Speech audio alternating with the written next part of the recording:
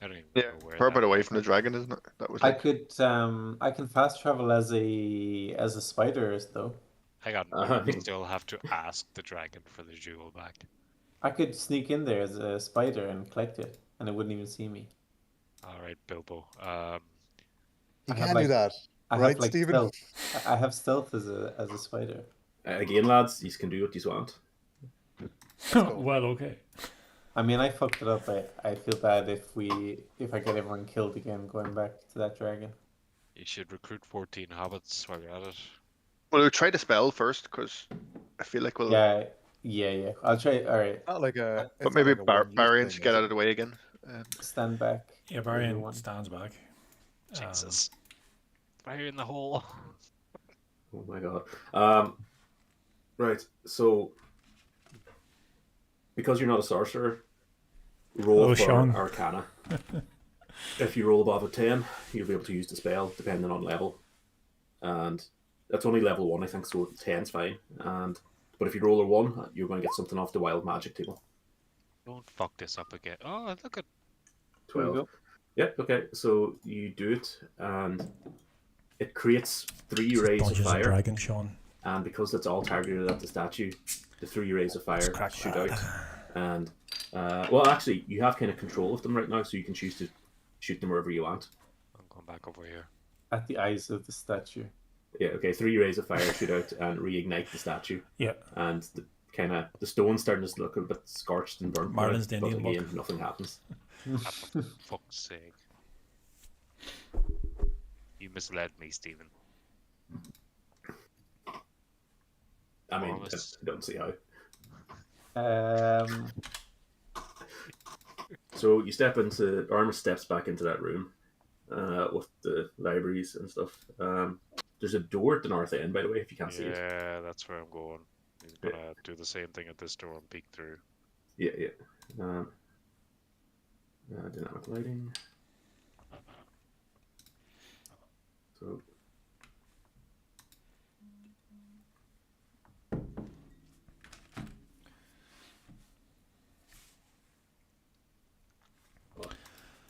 Everyone Sorry, say, I'm trying to fucking make this move. There we go. Oh my god!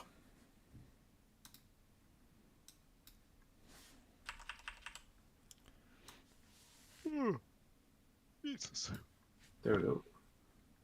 So you peek through, and on the other side you see some damp and crumpled steps descending down. Looks about 15 feet down those steps. door at the north end, lads, where you go. It is. Holy fuck. Lads, there's stairs. Varian follows in. Yeah. yep. So you kind of you pass Very. underneath into a dark hallway, and on the other side there's more stairs leading back up. So like I'm just gonna drag you across, Armus, because you were first. Oh, alright. So it clearly passes underneath something above there. Ah, that'll be what I saw there a minute ago. Cool. Tell Marley I can be more aroused by him. It was dark. Do we fast travel? No, you sorry. You You went under a cavern. yeah, Okay. there's like stairs leading down, and then you went up the stairs leading back up, and it's kind of like it is a kind of a long hallway now. And you can walk along it until you see those whatever doors. Can't be telling that. Sean, he's I concentrating was sure almost just on, keeps going, takes a right. you know, dragons and dungeons and stuff. I do a perception check on the hall that we're in now, just to see if I can. Yeah, go for it. There's a door here. Just in case there's a trap. Yeah. Perception. Yeah. So it's just a kind of a long, damp hallway. More of that kind of phosphorescent stuff that's been all through down here, but it's just an empty hallway leading through some stairs and stuff. Okay. Artemis has just walked up to a door that he can see, and further down the hallway, there's another door down here, and then it terminates on a dead end at the bottom. Yeah, Ormus is going to creep and peek through this door as well. You reach out to turn the lock, but it is locked, and you're not able to move it. Bastard.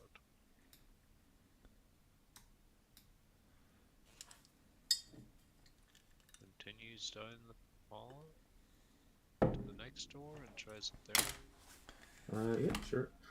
You peek around the door, and you see some normal goblins, just kind of like regular ass goblins.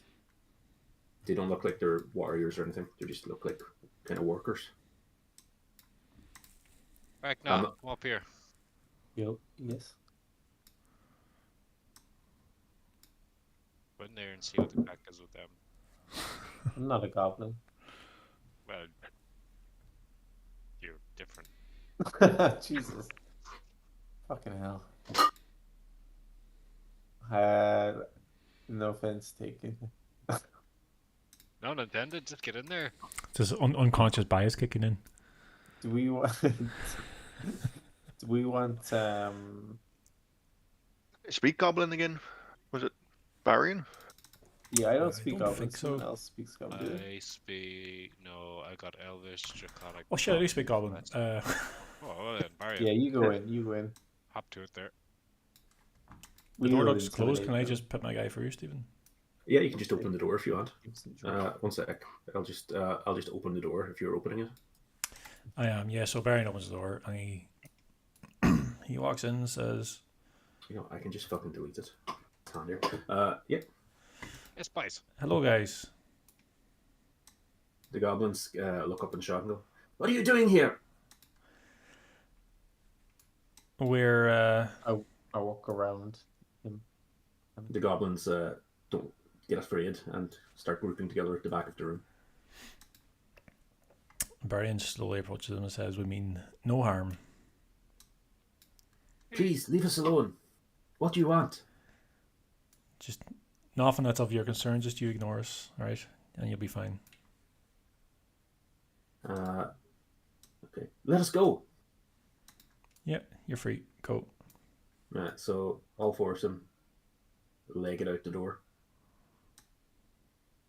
Looks like we're in some sort of a cavern box. Yeah, I'll just describe it now for you if you want. So there's like twigs and roots all over the ground. Try not to advance too far in here, please, just because I don't know what you're going to trigger. So they're like in that room you're just in with the goblins. There was like twigs and roots all over the chamber, I guess you'd call it. There's a collapsed southern wall that you just walk through, and it opens into a vast cavern. Luminescent fungus on the walls of the high roof loom over a twilight grove of sickly briars, bushes, saplings, and other woody plants. Ruined halls and hollow towers protrude from the briars. And then, as you pass south, you see pale, spindly briars pressed close, and there's like shadows and stuff everywhere. It's kind of, the light's not great down here, and it's a bit kind of spooky with all the fucked up briars. Looks like Moria, lads. Spooky. So Nice we man. are, just so I can be sure, I wasn't really paying full attention, but we're like a level under where we were, are we? Back up. No, Adjacent. Came back up. The steps went underneath something, and then they came back up. So it was just like you went down a set of steps, and then you walked through a very short corridor, like 15, 20 feet, and then you went back up steps. Okay, Big got it. boys in here, guys. What? Oh, twig blights, is that what they're called? Yeah. They just stand there looking at you. Oh, that's sadly. As long as they don't come near me. Yeah, we just take our time, go slow down the main alleyway here, or path. Can we do one at a time in case some one of us trigger something?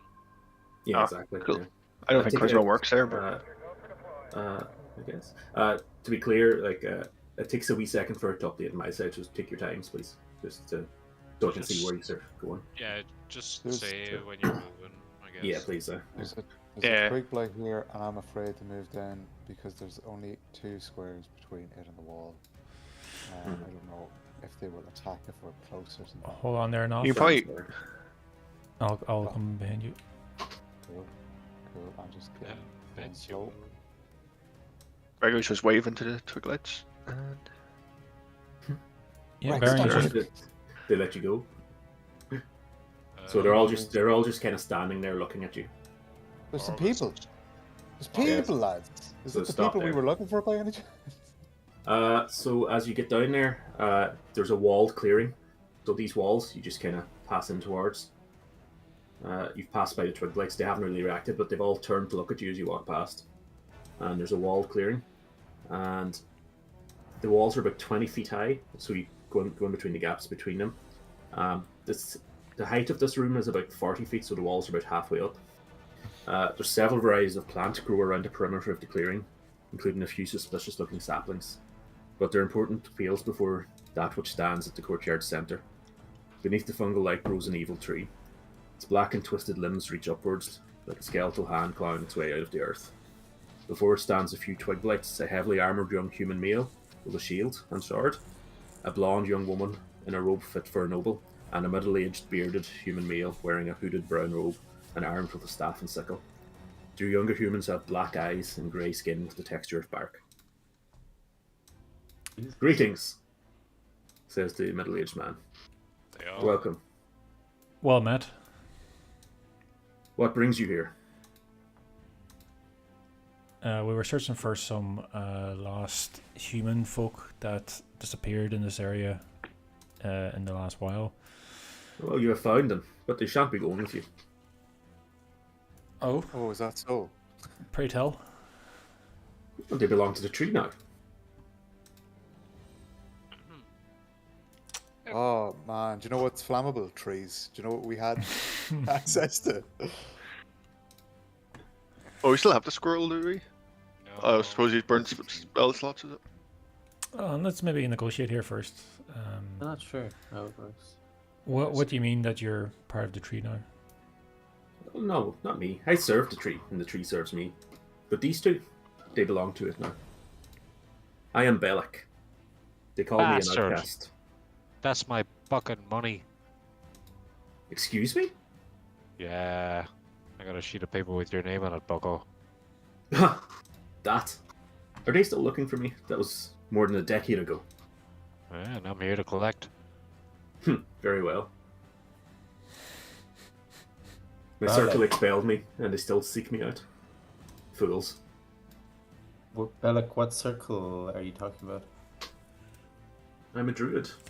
The circle of the land, of course. I'm also a druid. No, brother. Won't you join us? Um, Surely you see the use of the work I'm doing here? What do you do? What do you Join him, Ragnar. Join him. do? I nudge Ragnar. That which my circle would not permit. When I tried to leave, they tried to stop me, and blood was shed. So what is it you're trying to do? New forms of life, new creatures. Look at the strength that these two have gained since combining with the tree. Are they happy? Happiness is not that important when you So have that's a their no. lives. Grant, that's a no. Their skin looks a bit Can we not? barky. Can they not speak for themselves, Burke? The tree speaks for them, and I for the tree. So that's a no. Are these guys being held against their will? What will? Yeah, that's enough said, I think. How do I whisper to Ragnar to join them? Just whisper it. Yes, I'm interested. I'm interested in joining you, brother. Come, What do I have to do? come over here, and lie in front of the tree. Jesus. Okay.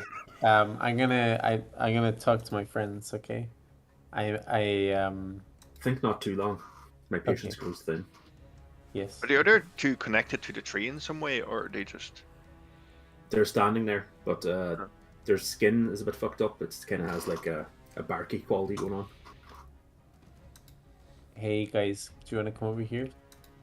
To Like do a Yep. medicine check on them?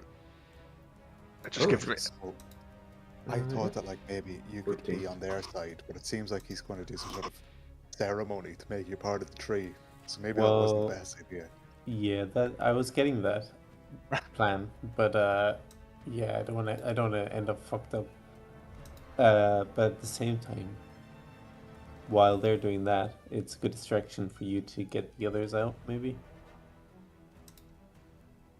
And what are you going to do? Yeah. Bellic shouts across. Come now. You can't save them.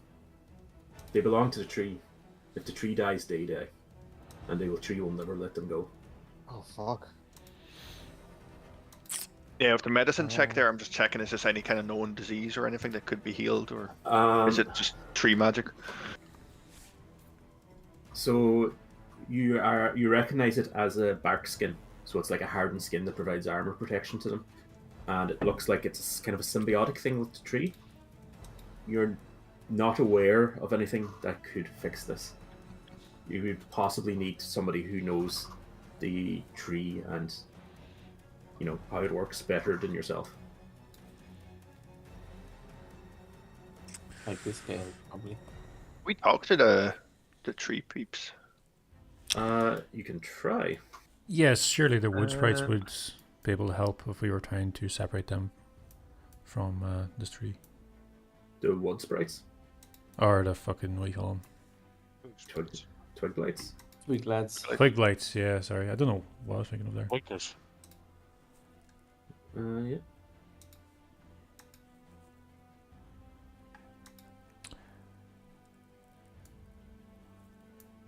I think we should try to free these guys and tell Barrick to go away peacefully. Oh, I just got it. His name's Barrack, like bark, like tree bark. It's actually Bellic. Bellic. Yeah. Hang on. Bellic's coming on me, boys. You're not going to listen to this one. You're not going to listen to this bounty hunter, are you? Go on, leave this place, or I'll leave you as compost. You're free, you're free to serve the tree. I can collect the bounty even if he's dead. Barian puts his hand on a sword hilt. Aramis knocks an arrow. Very well. Roll for initiative. Me? Everybody. Oh no. This is- strike. 1 second to open the thing. Oh, buddy. Yeah, that'll do. That'll do. Right, okay. Oh my do I god. need to do it again, Stephen? Fucking typical. Yeah, if it didn't catch it, sorry. Initiative. Oh, right, yeah. Do you want to start it again? Oh, I hadn't clicked Oh, my. I'm not subscribed. I don't know. Whatever's There. showing up. Better. You're unlucky, Mark. I scored this. I've rolled the same both times anyway. Yeah, cool. Yeah, just in general, like, don't roll until the thingy comes up. Oh, here's the twig blade. Bites themselves. Are they also rolling? Yeah, some of them will be. Be back in. As you're pulling your weapons out, you noticed some of the twig lights behind you start to move closer. Oh fuck. Shit, there's so Sorry, many I'm of still them. rolling here myself.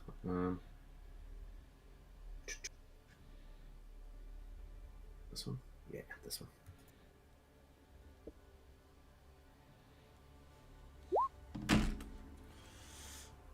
Okay, so now I just need to sort it. Right, 1 sec. What distance is each square? 5 feet. Huh.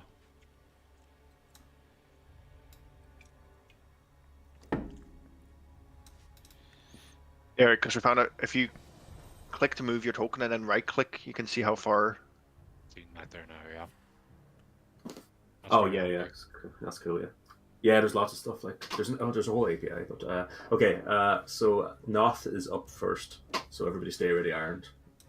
Keep going. From The guy beside Ragnar, that is the chatty boy uh, that we were talking to. no, that's this guy in the middle is the chatty boy.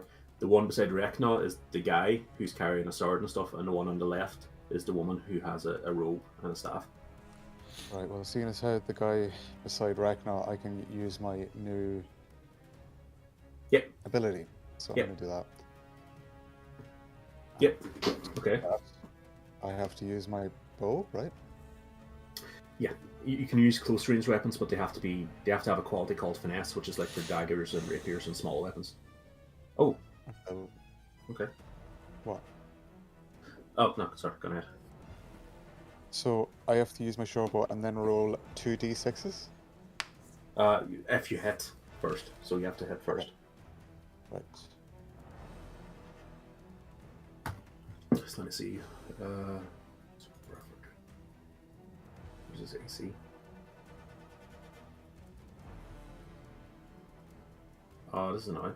Sorry, 2 seconds. I'll tell you if you hit in a second. Yeah, that hits. Pretty sure I hit. That hits, and you do 6 damage. And because of your sneak attack thing, you can do 2d6s. Okay, done. So it does 11 damage. Yeah. So like he's distracted by Reknal's proximity, and you shoot an arrow, and it goes underneath his armor at the kind of a weak point. It gets in there, and it gets stuck kind of underneath his shoulder or whatever. And he gives a yelp, going, "Ah!"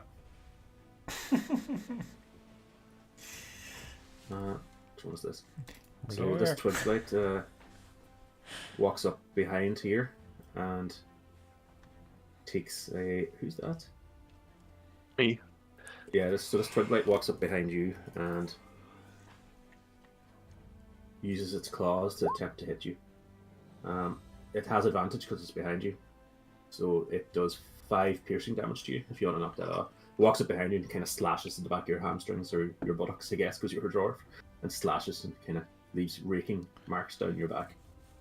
And does 5 damage if you want to knock that off your health, please. Ouch. And Armus. And as this is happening, all the Twigblights you passed are starting to sneak up, come closer. You can see them in the distance, just some of them.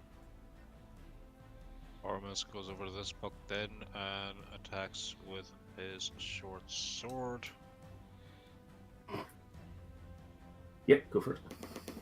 Swipes for the head Does that hit? and does 8 damage.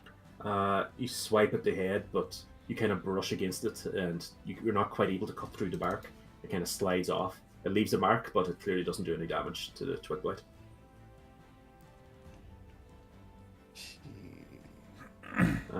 Next up is Sir Bradford, who's next to Rekna.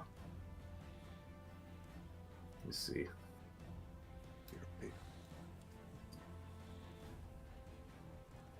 Why is it? Okay, that's fine. Sorry, 1 second, guys.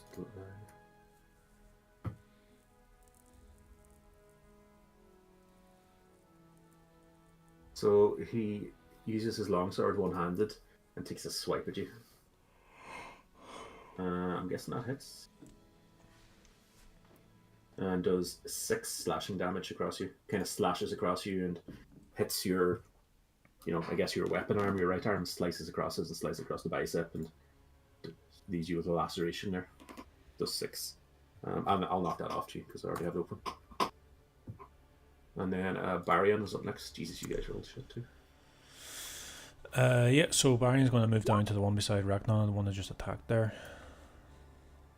Ignore that. And he is going to attack with...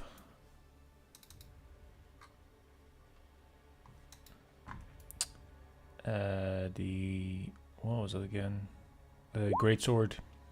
I want to use second wind. Sorry, not Yeah. not second wind. Sorry, action surge. So it's basically 2 attacks. Mm-hmm. Yeah, sure. If you can remember which way you roll it, go for it. You have to roll 2 attack rolls, is it? Yeah, so I'll roll one first, and then I'll roll another one. Yeah, that's fine. Go for it. So that's the first one. Yeah, so you take your first attack and you swing down your greatsword, and he blocks it with his shield, and you hear like a clang, and it knocks your arm back, and you look at him again, and ready to swing again. And you swing again, and he knocks the sword back again. So I'm not fucking damaging this guy after doing like 27 points. Is that what you're telling me? Yeah. The first roll, the 15 and 12, they weren't enough to hit him. Fuck. So like you didn't hit him, basically. If you'd hit him, you would have done 27 damage, yeah.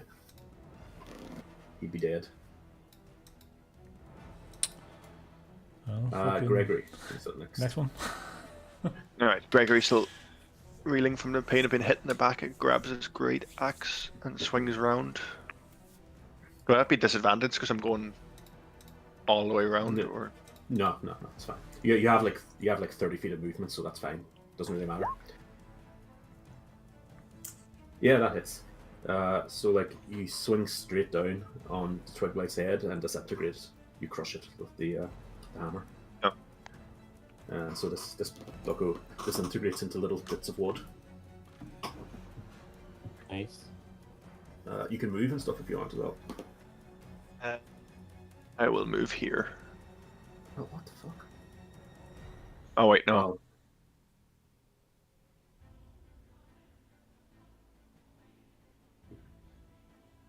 Does diagonally leave me open to an attack, or it's just straight ahead? Is it?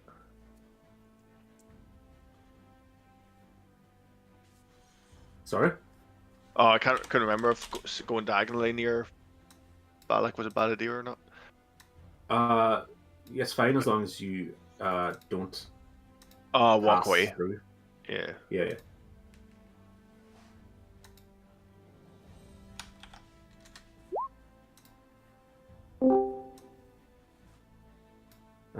Okay, so it is. So you're standing there next to the knight, I guess, and you finished, yeah. Yeah, it's me. Okay, so it is. This Twiglight walks down here and stands next to Armus and tries to slash at him with his claws.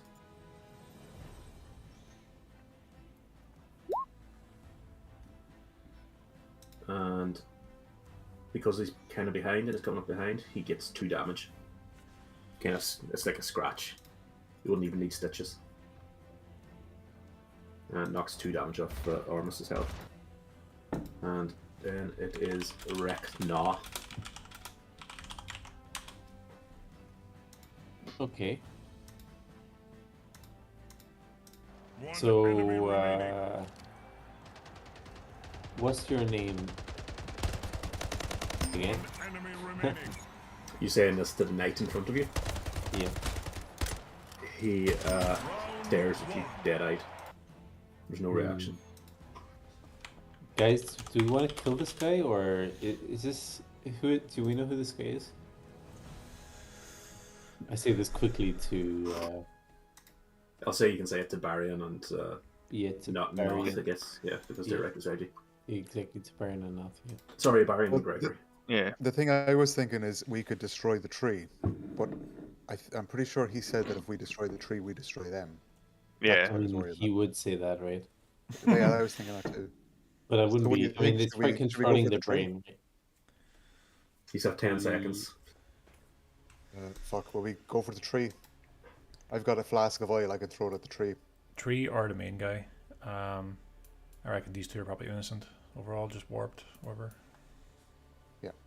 Okay, so do what you're going to do when we're discussing, because he's from Okay, I charge towards is his name Barian?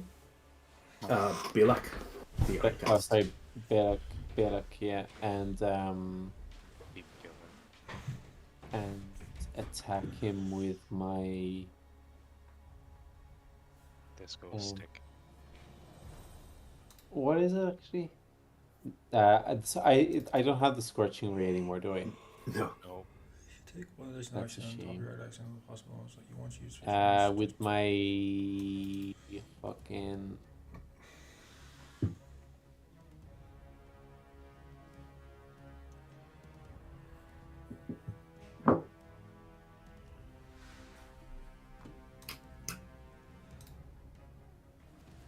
You're going to silence him to death.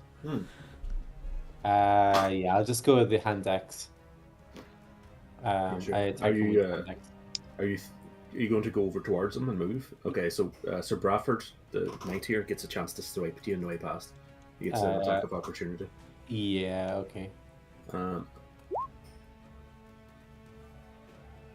Oh my god. Okay, so you're lucky. I thought it was a crit. He does 9 damage to you on the way past. So Ouch. Slashes at you in the way past and slashes across your chest. Takes 9 damage, 9 health off you. Okay. And use your hand axe on Belak. Oh shit. Right? Fuck. I made a mistake there. Oh, you changed it, did you? Yeah, I knocked it down, yeah, sorry. Okay. What'd you do, sorry? I took 9 HP off you because you took 9 damage. Oh no, sorry, that's fine. I do the hand axe damage now. Well, you try and attack it with it.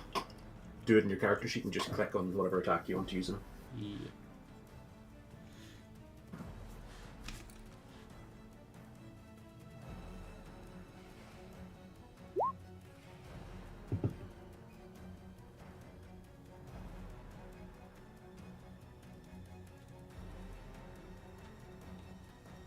Yeah, okay.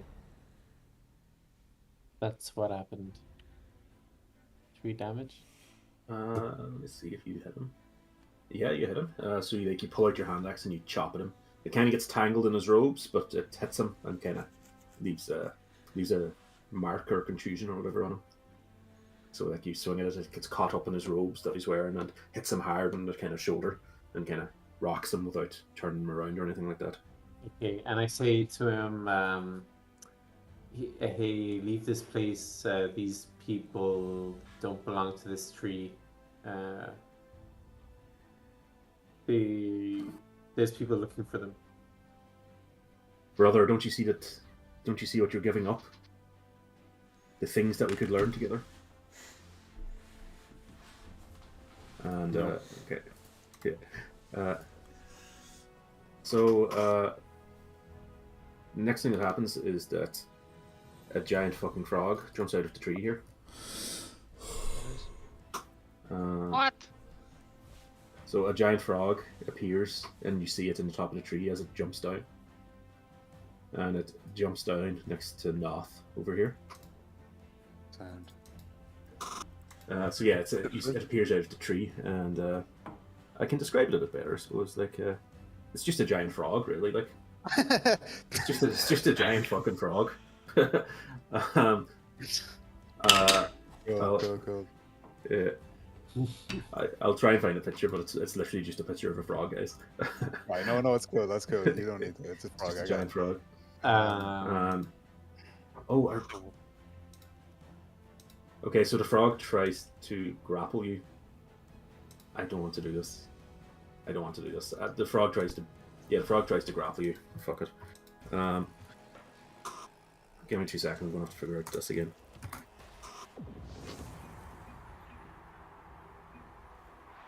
Right out there, Marlon. Yeah. Any bad guys? Any cats? No, boys should check on the cats. Good bit out.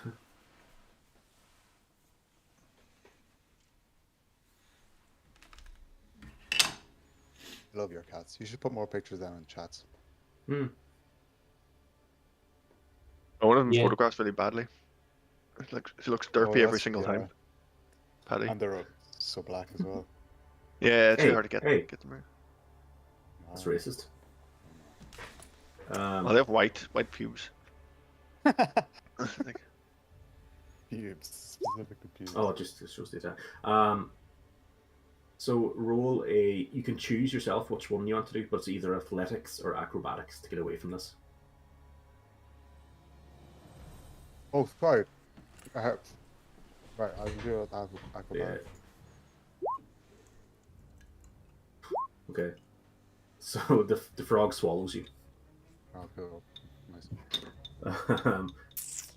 Yeah.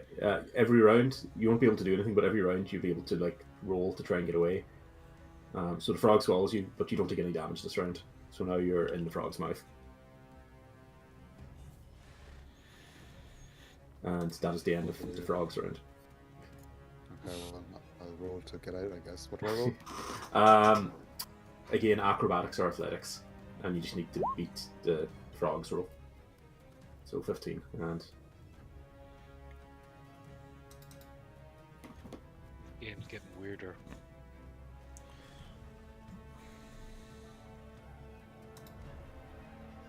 you don't beat it this time. And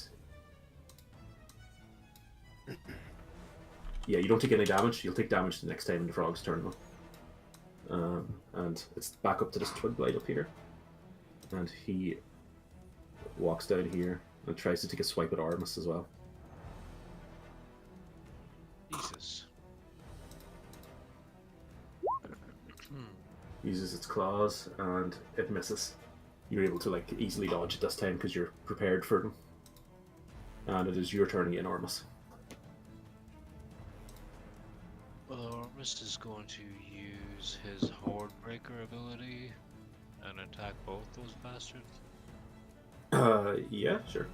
As long as you know that's how it works, eh? Yeah. So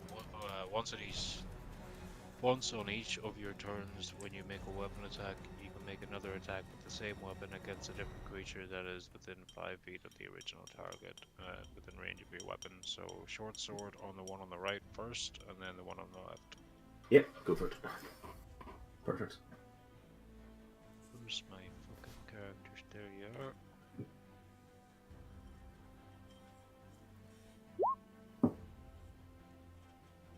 You swing at the one on the right, and you miss. It kind of ducks under you because it's still trying to claw at your legs, and it's slightly off balance, and you're slightly off balance from dodging, so you kind of miss. Right. But as you turn back off balance, you're able to come back and go overhand at the one above you. And exactly the same thing happens. You're kind of off balance, and you miss to the left of it, and slide along it, but you don't do any damage. Useless.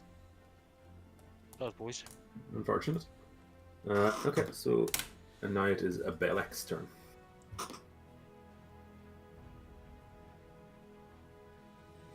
I should have looked at his abilities before this fight. Can I talk to Bellic now on his turn?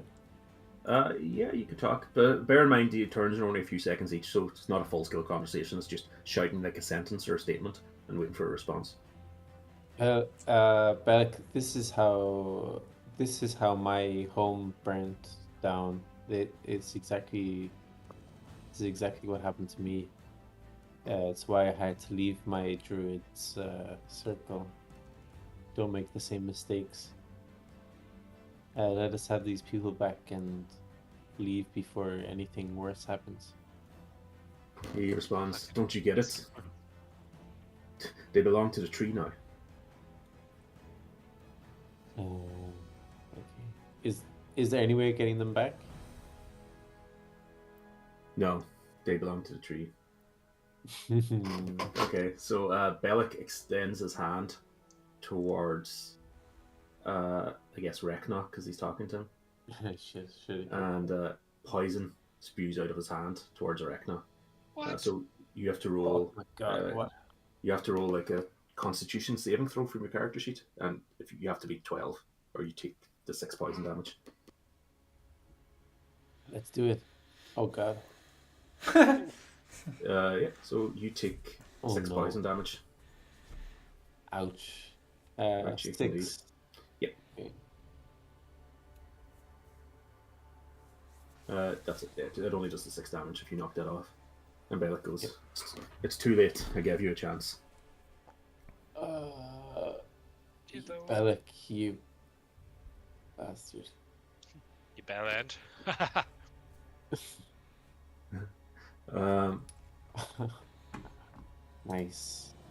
Nice one.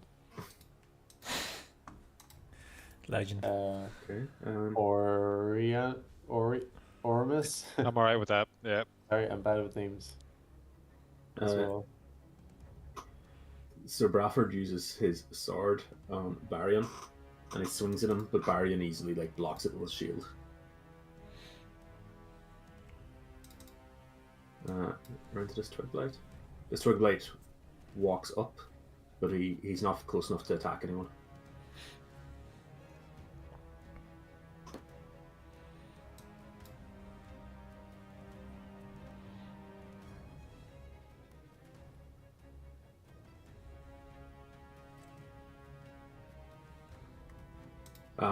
Sorry, it's yeah. So it's Baryon up next. So Baron is surveying the situation. So Sorry, one sec. Ormus takes the piss break. Yeah. This one's gonna fucking last a while, actually. It is definitely.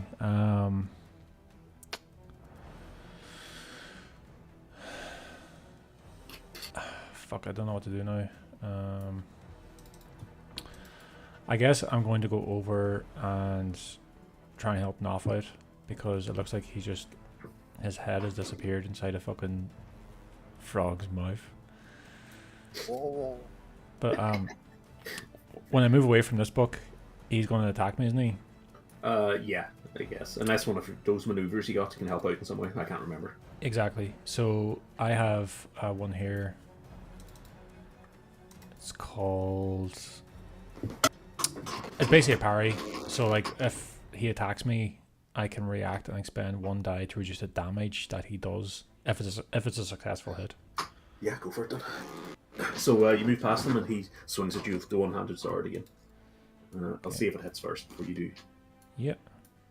Do you have to expend the dice before the attack roll or after the attack roll? Does it say? It doesn't actually say. I assume it's after that action. Yeah, and I'll then say it's after, yeah. Whatever. Oh, wow. So it takes off half the damage, you say? No, so I have to roll a d8, and then whatever the d8 is, it's taken away from the damage total. Okay.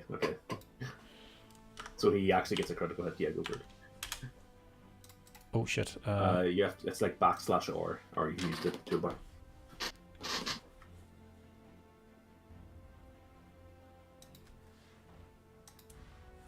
Yeah, so you take 6 damage on the way past instead. Do you want to take that off yourself? Yeah, sure. Yeah. Yeah, cool. And then you make your way over to the frog, and you can hear like Noth inside splashing around. Alright, yeah, I'm just going to do what I did before and attack with a great sword. Yeah, sure. Go for it.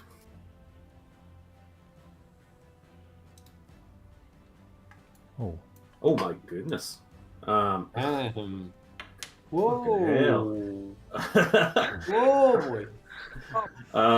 So like you swing down at the frog and you cut it open. You slice it right the fuck open, and it peels open on either side, and you see Noth inside, and there's this kind of green viscousy fluid, and Noth climbs out immediately, gasping for air. Thank you, Barian. Barian And just does a wee courteous nod and returns to the fray. I don't know how many more turns I was gonna be alive for. No, a lot more. Yeah, so like the frog is the frog's fucked. It's dead. Fucking love Barian, man. I have to take a quick pee. I'll be right back. Yeah, sure. Can I interrupt and say this makes a hell of a lot more sense when I follow your Twitch stream because I can actually see the game now. Yeah. I think whenever like there's no map and you're just improvising, it makes sense anyway. But if there's a map, it doesn't make any sense if you can't see it. Obviously, when I had no idea what's going on, like I've been present for maybe 2 or 3 of these and I had no idea what's going on. So you're just chatting on Discord, as far as I'm concerned, like in some sort of weird fucking role playing thing, obviously. But it's like when I can see it on the map, and see like the turns and the roll dice and stuff, it's like, oh, hang on a minute, something actually makes sense here.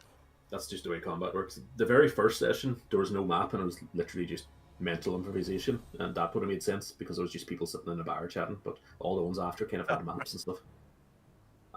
So Gregory is up next. All right. You need to let these people go, and he grabs his two-handed. Oh no, wait! I have inflict wounds. I'll cast that. It's a melee attack anyway, but yeah, sure. that do. It's a lot of dice. So it's on touch. Oh my goodness. So are you using it on Sir Bradford? Yeah, the guy down diagonally down, Balak, is it? Or okay, so I'm just trying to see how the hit works on it. Yeah, so like you reach out to Sir Bradford and you put your hands on his like wrists or forearms or whatever. But he kind of goes ah, and he endures it, and it doesn't actually do any damage to him.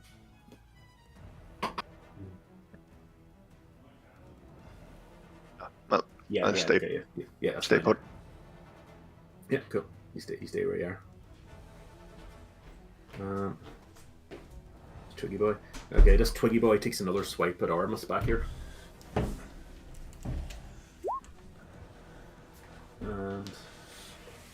And yeah, this time he hits, and he does 4 piercing damage. He kind of shoves his claws into your forearm, and they kind of go in, and he pulls them out. And there's like, it's like getting poked with a really sharp fork, basically. It does 4 damage to you. So I'll knock that off for you, Ben, if you want. Are you talking to me? Yeah, the thing just did 4 damage to you. One of the twin blights that's beside you. Sorry, I had to. I forgot about those guys. It's now it is the magey woman's kind of go. Let's see what she has. Slag. Oh yeah, there's a classic spell actually. There's actually a lot of enemies. So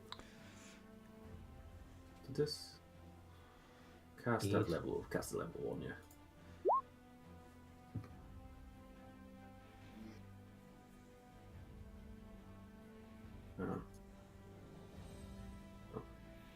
I'm just reading how this works. Give me 2 secs.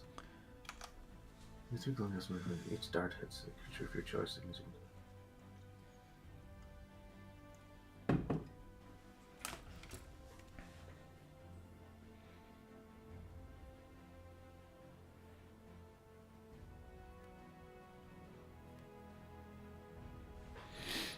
Oh, okay.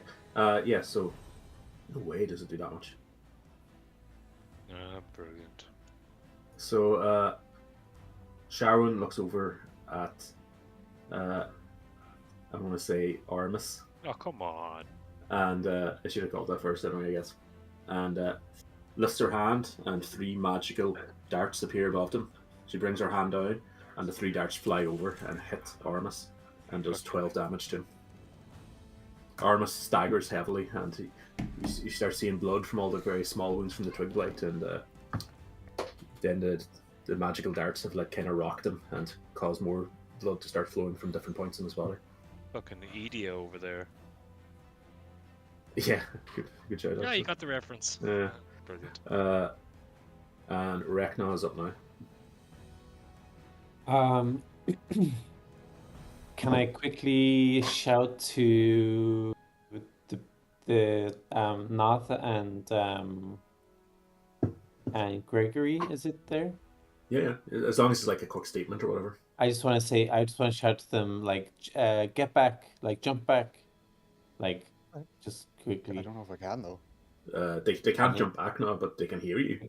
And, okay, I was gonna say. Okay, I'm gonna say, brace yourself, brace You're yourself, fucked. and then Can I roll to gonna- brace myself? I literally don't know what he's going to do here, but go for it. All right, I'm gonna do thunder, fucking thunderbolt. Oh, thunder wave or whatever. Yeah. Yep. Yeah, go for it. Just hit the eye beside it, or so I can see what the description is. Yeah. How do I do that? I used to know how to do that. Oh, there we go. You see that now? No. No. It's yeah, there. Oh, it's There. 15 feet. 1, 2, 3. You're right. It will hit both of them. Yeah. Yeah, that's what I was worried about. But it'll hit. It'll hit. Like yeah, go for it. Yeah. It'll hit both of them, will it?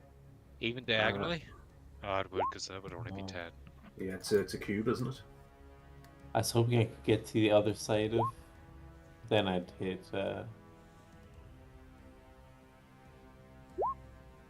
Sorry, I actually missed these twig blights down here because they're underneath the names. So a wave of thunderous force sweeps out from you. Each creature in a 15-foot cube, or you must make a Constitution saving throw, takes 2d8 thunder damage and is pushed 10 feet away from you. On a successful save, this creature takes half as much damage and isn't pushed. In addition, unsecured objects that are completely okay. I mean, you still have a chance not to be affected Yeah, by it anyway. No, you're definitely getting hit. It just might mean that you don't take 5 damage. So from the outside in, so it's 1, 2, 3. So Barry doesn't get it. I'll start with Noth. Roll a is it Constitution? Hit the Constitution on your character sheet.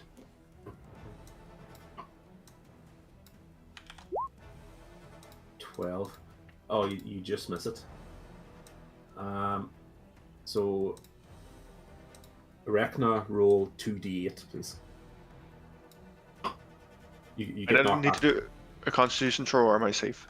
I'm just going to do it one person at a time. Alright. So Noth gets knocked back 10 feet there, no matter what. Roll 2d8, Mark or Rekna, please.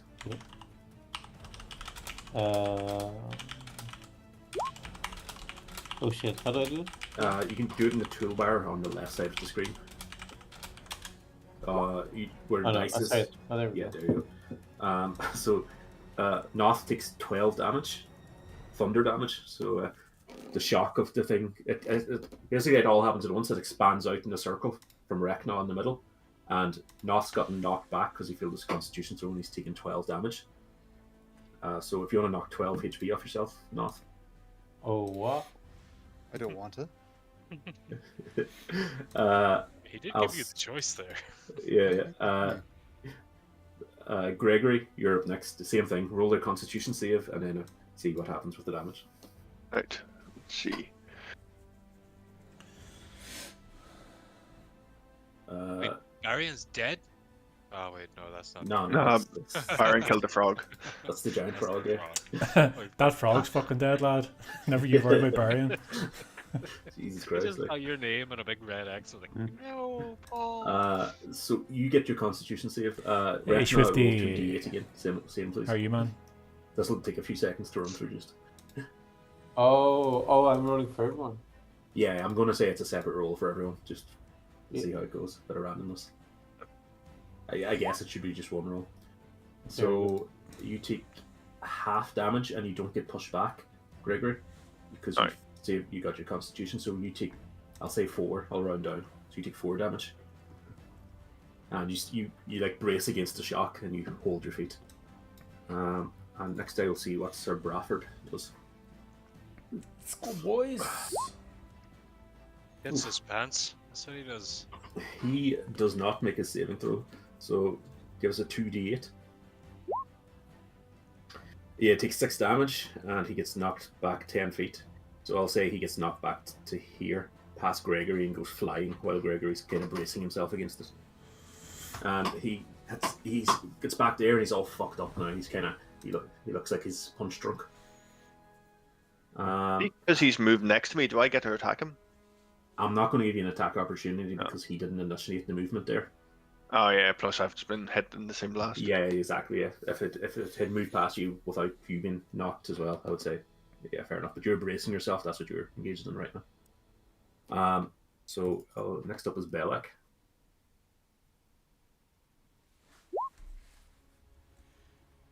So he doesn't make it either. Roll your damage again, Mark. Yeah, and he takes 8 points of damage, and the shockwave hits him and sends him flying back 10 feet too.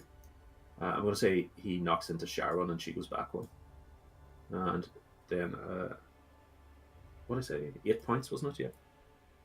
Yeah. And last up is Sharon.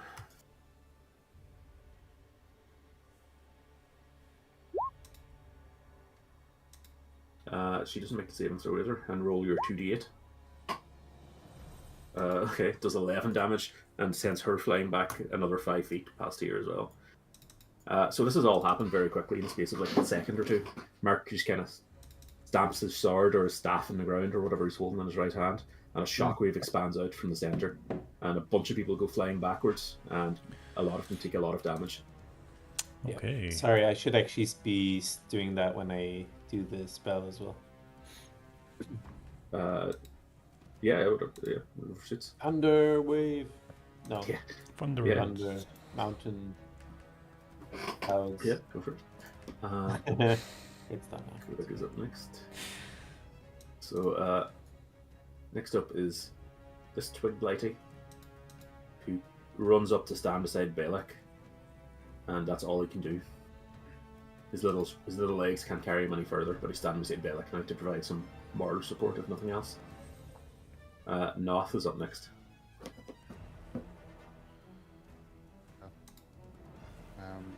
Still covered in a bit of frog goo. So, Ew. okay, so can I do whatever I want? I mean, yeah, within reason. I don't. There's no restrictions on your standard moves or anything. I want to. Break free. I have a flask of oil. I want to cover one of my arrows in oil.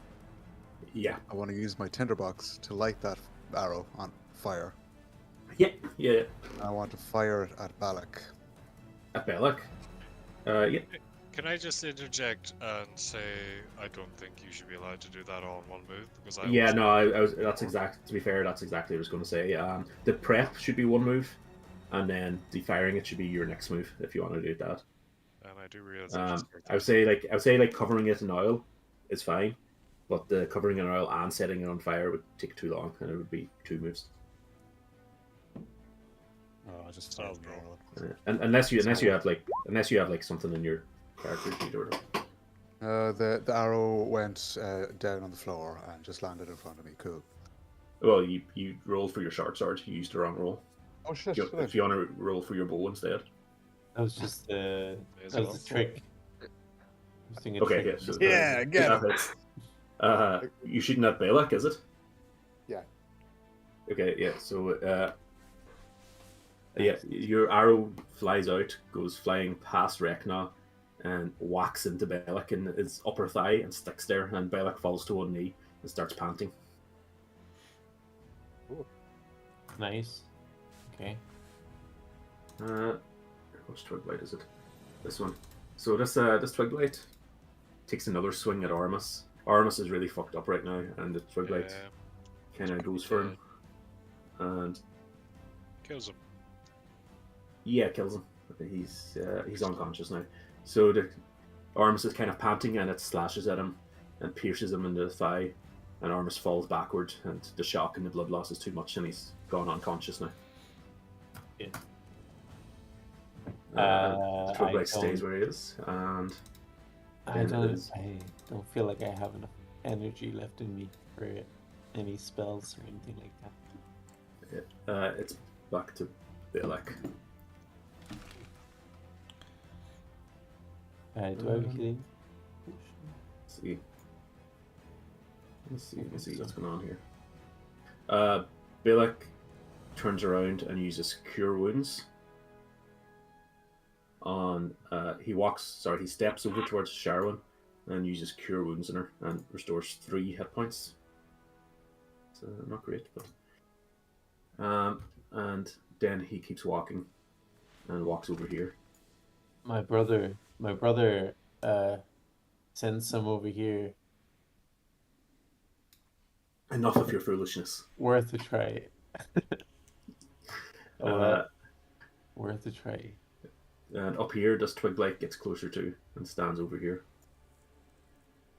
And it's Sir Brafford now. That's actually kind of funny the way it's worked out. So Bradford.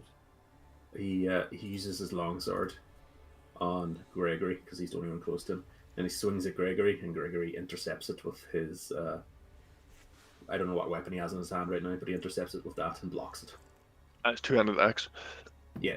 You cut him off with the 2-handed axe and push his hand away as he's trying to swing at you because he's a bit weak and a bit bloody right now. And this twig blight also comes closer, but he's still too far away to do anything right now. This twig blight walks down and stands next to Gregory and tries to swing at him with his claws. I'll try and make these guys fast, actually. You know what they do at this stage. And he tries to swing at Gregory, but Gregory's armor holds up and manages to block the claws. They're not quite sharp enough for the way he swung at you, wasn't quite enough to push through it. And it's on to Varian next. How many? So when you move diagonally, does that take up more than 5 feet? Tell me where you want to go, and I'll tell you how many feet it is, I guess.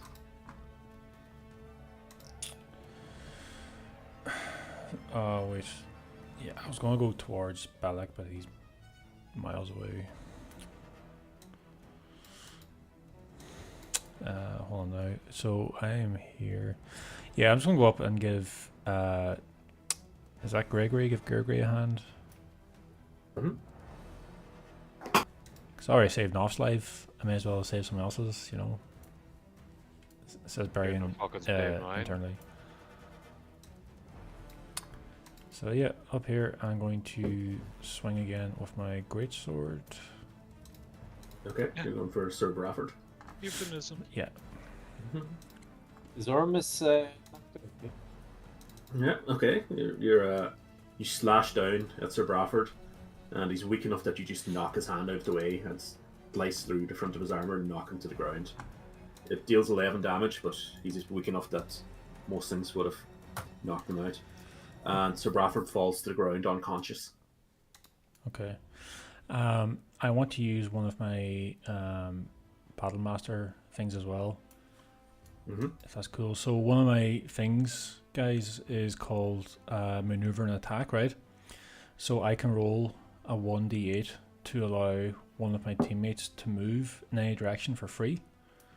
So does anyone actually need to move in any direction? Can they do that in your go, or is it on? It's their on go? my go, so it's Oh, it's okay. separate from their own. Do they have to be within a certain distance or anything? I'll just read it out. So when you hit a creature with a weapon attack, you can expend one die to maneuver one of your comrades into a more advantageous. You can add the die to the attack's damage roll, and you can choose a friendly creature who can see or hear you. So pretty much everyone. That creature can use its reaction to move up to half its speed without provoking opportunity attacks from the target of your attack. That's Okay, actually a great thing. Yeah. That's So what it's shit, actually that's really moving them towards the person I attacked, I guess. good. Okay. Yeah. So does anyone actually want that? No. Like you can move, if you can move 30, normally you can move 15, technically. Yeah. For the 3 squares, you can move towards the thing that he just hit with the sword. I can move 3 squares towards it. Yeah, and any like it's so like you could move to here, basically, or any of these 3 like Yeah, squares you could move to. I would say. I actually misread it. Like I thought you could move anywhere. I didn't realize it was actually to the enemy that I attacked. But Well, I move. if that's I move beneficial to anyone. towards. I move towards the twig there. Yeah, cool. You can move to that one or the one to the right or to the north if you, whichever. I move towards the. I'll move towards this one. Yeah, cool. Okay. So that's you have to roll. You have to expend like 1d8. Is it? Yeah, it doesn't say any conditions on like what happens when you roll the dice. Like I think I might have had to roll it for the attack or something.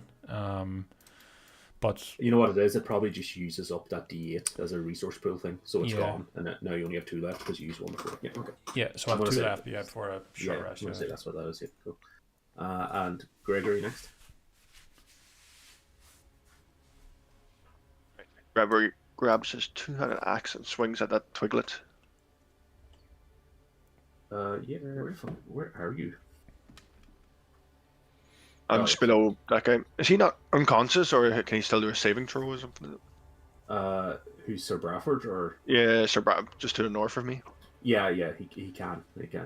He will be doing saving throws. But it isn't his turn yet. Just it hasn't happened. But yeah, you swing your 2-handed axe down, and you kind of bludgeon that twig to death again. It chops it up. Like apparently trees don't like axes.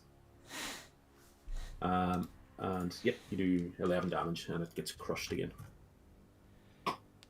And next up is another twig blight. Which one? So this one walks up here and kind of makes a sound as it moves, and you hear a hiss as it gets towards the end of its movement. Where is this one? This one walks up here, stands in front of Sharwin, and the same thing. And then it is Sharwin's turn again.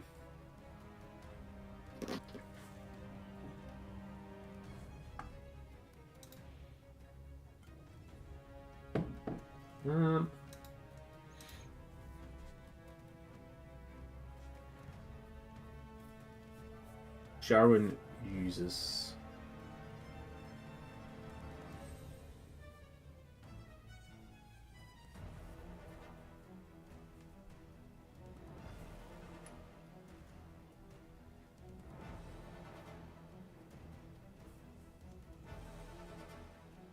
Sharon uses sleep.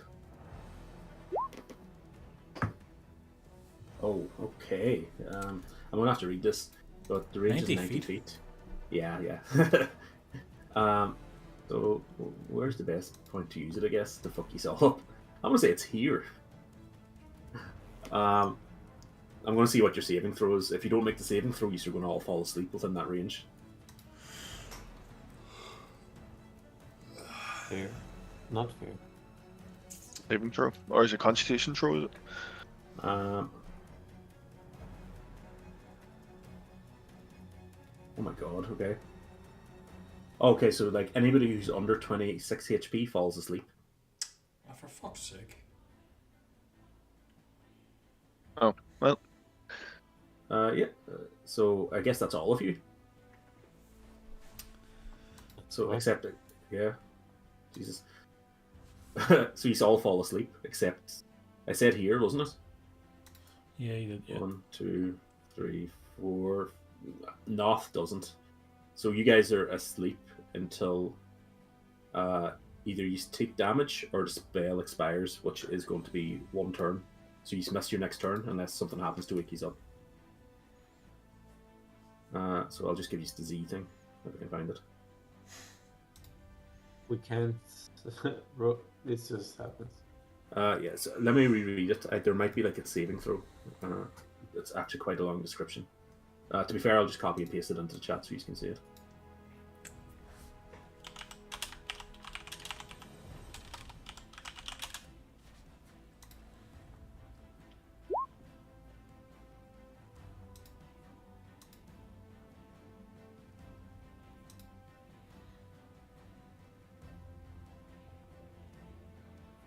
Oh, 5d8. Yeah, Oh. that's the thing up there. I rolled really high because I got 2 hits. So I guess 40's die, so it's kind of high. Oh no, sorry. So who is the lowest HP? So Rekna. Me, I'd say. So like you fall asleep and then it goes down to 21. And Right. then Okay. then Gregory falls asleep and it goes down to 1. Yes. So it's yes. Gregory and Rekna fall asleep. Barion's still fine and Noth is out of range. Yeah, that makes sense. So like Gregory and Rekna are asleep now. Yeah, I'll say it's that one as well. Yeah. So like she extends her hand and you see kind of this kind of black thing come out and it flies through there and arc and lands between you and expands outwards, and as it hits Rekna and Gregory, they kind of hit the ground and slumber, and Barion kind of blinks, but it doesn't really affect him. This. Sorry, isn't the twig blight in between us dead as well? Yeah, it is. Yeah, sorry, it's at 0 HP for me. I forget that you guys can't see the HP sometimes. I'll just delete it. It's gone. Yeah, okay. So this one walks over here and stands here, and same thing. You hear this like a bug-like sound, and then it exits. And Rekna stays asleep for this round, I guess. Sorry, I'm just seeing. Ragnar's literally asleep. So it's 1 minute. I'm going to say it's 1 round. In theory, it's actually supposed to be 10 rounds as read, but I'm saying it's 1 round because it'd be boring to watch you sleep for 10 rounds. So Reknaz goes, and then I'll delete this boy off the book. And then this twig blight walks up here and goes after Rekna as well, even though he's asleep, because I want to say he has advantage because Rekna's asleep. I'm not sure if that's the right way or not, but whatever. That's fair, I think. Yeah. It doesn't matter, he doesn't need it. And he slashes into Rekna while he's asleep on the ground and just kind of rears over you and like pushes his claws into your back, and you wake up and go, ah! Oh. And he does 3 damage to you and you wake up and Jesus. stand on Okay. the ground. I'm alright. Noth, next.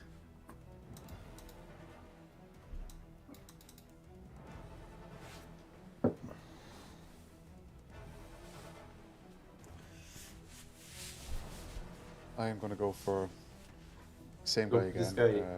This boy. Oh, he's Uh, knocked out. He's He's unconscious. unconscious. Yeah, he's lying on the ground unconscious now. Oh, okay. You can go for this guy if you want. I'm very nearly dead, I feel. I'm going to go for this guy. I'm going to shoot my bow at him. Yeah, you get the sneak attack thing as well if it hits, because Reckon's within 5 feet. You get what? Yeah, that hits. Roll 2d6. Yep, you do 7 damage to that twig blight. The arrow goes boom through the air, smacks into the twig blight, and it shatters its little woody body, and it falls over dead as well. So that one's gone. Hey. Nice shot. Yeah, you still have your movement and stuff as well if you want to use it, or if there's anything in your abilities, because I can't remember what abilities you have completely. I can do disengage, but I don't want to. I'll just stay here. Oh yeah, that thing beside you is dead, by the way, so you don't need to worry about it. Yeah. So yeah, you stay where you are, and then it's another twig blight. This one, I'm going to say he comes down to Gregory and takes a swipe at him on the ground when he's asleep with advantage.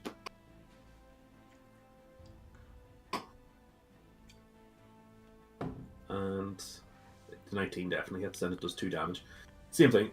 While you're lying on the ground unconscious, it reaches over you and pushes its claws into you, and you wake up. It's like somebody's like poked you in the ground very hard, and you take 2 damage. And I've knocked that off already, but you also wake up, so you'll be fine for your next turn again. Oh, did you knock it off as well? Because I just did. Were you 20 originally? Yeah. Yeah. Okay, yeah, just put yourself back up to 18. That's fine. And Artemis, you need to throw a death saving throw on your character sheet. Alright. If you open your character sheet, it is see where it says your HP and all. There's like successes, failures, and death saves. Yes. Click death saves. Yeah, you stabilize. I actually think you wake up with 1 HP. I'm not sure. Give me a second. You definitely stabilize now. You can't die right now. I think so. With a nat 20, isn't it? Yeah. You get 1 HP back and you wake up. Well done. Decent. It's a good time to get a fucking 20 now. Yeah. Okay, so back to Balak over here. And he goes, "You fools! Enough of this." And You gotta come quietly. he uses flaming sphere. Oh my god. I'm gonna say that he casts it here. Right, and I will paste it in so that you can see what it is. But like, he just rolled 2 6s on it. It's probably not good for you guys.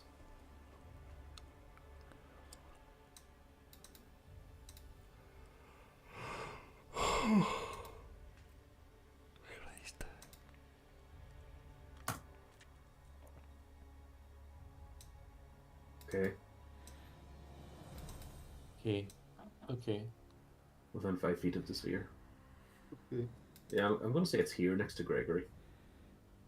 Because Cool. I didn't actually read it. I thought it was a 10-foot sphere, so I was trying to hit the middle, but it's here beside Gregory.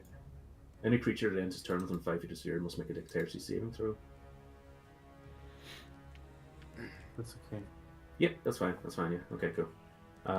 So it's here, but you don't take any damage this time. But a glowing red sphere of fire just appears right beside you. Oh. And it's here. I'll just remember that instead of putting the token down.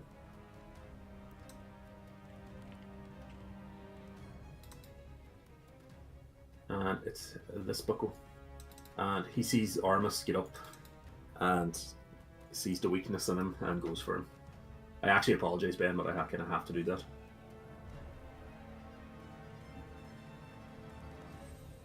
And Question the word "have" to.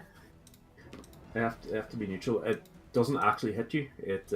He swipes at you and you literally just miss. He literally just misses you. You kind of stagger back to your feet and you fall backwards onto your ass and stagger up again. And as you're doing that, he swings at you and he misses. Sir Bradford is here, and he has to roll his saving throw. So I'm going to keep a mental note of this, but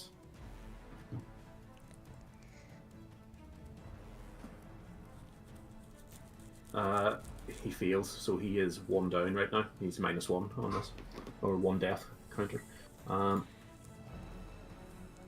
This twig blight comes around here and walks this far and makes a little hissy sound, and it's his variant's go again. A lot of these fucking twig blights. You get the one ahead of me, I'll get the one behind you. I just need to get away from this orb. Yeah, I'll take out the one here. Just that's to the north of the guy that's unconscious. Again, with my greatsword.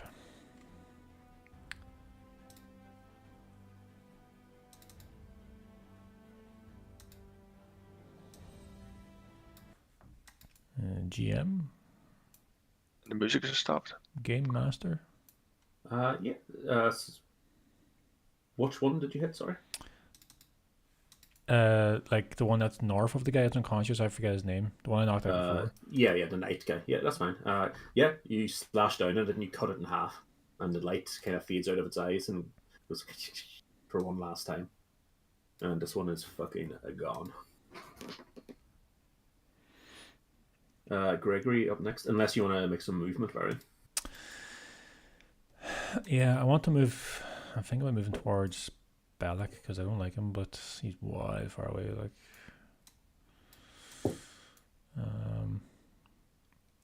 getting. No, I'm not gonna move this round. No. Yep, cool. Gregory's up next. Gregor grabs his axe and swings at the twiglet ahead of him. Again, you fucking crush it, smack it down, and it goes flying through its arm and knocks it sideways, splintering into bits and pieces. You see the infernal fire in its eyes go out. Then he runs over next to Armus. Yep, as long as you can move, it's fine. You're not moving past anything. Okay, so that twig blight you ran past gets... Well, hang on. Which way did you go? I went, like, diagonally. Okay, I'll allow it, yeah, that's fine. And this one sees Rachna struggling for life and runs up beside him and tries to finish him with his claws. And he hits and does 4 damage. Rachna has his back kind of turned facing up the way, and he runs up and slashes at him, and it's enough to knock Rachna to the ground, and Rachna's eyes close with a kind of a grunt or whatever, and he falls to the ground unconscious. I forgot about Rachna. And they reopen because I have... What's it called? Your like arc racial ability or half arc racial ability, yeah. Yeah, I can't remember what it's called. But yeah, that's fine. It only gives you... Does it give you like 1 HP back or something? Okay, yeah, I think so. Yeah.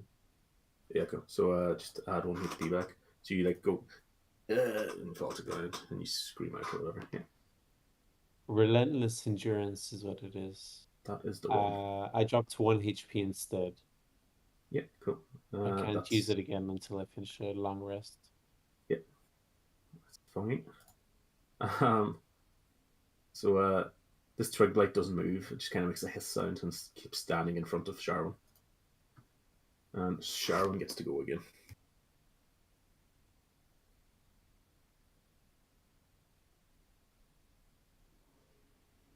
I'm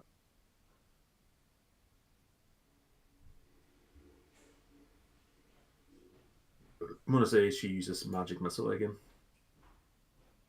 Pulls it out, and I'm going to say Rachna because he's the only one within range, I guess. Is it even dodgeable? Sorry, I'm just actually checking. I don't think there's any way to protect from this. Okay. Yeah. Strikes out at Rachna, and this time he doesn't get up. The three kind of silvery magic lights appear above her hand again. She sweeps it down and they hit Rekna and Yeah. knock him to the ground for good for now. I'm dead. Yeah, you're unconscious, and you actually have to make a death saving throw immediately again. What do I do again? Character sheet, and where it says death save beneath your HP. Oh yes.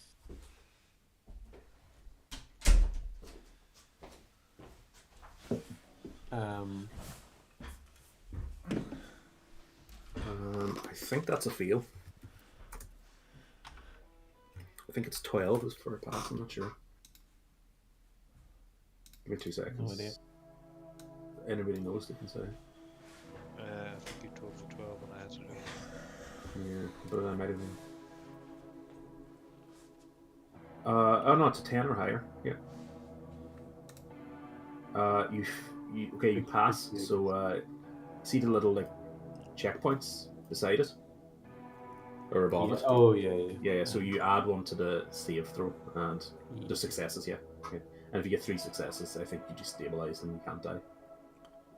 But yeah, it's fine. So you get a success in your death saving throw, Nice. and it's back to Noth.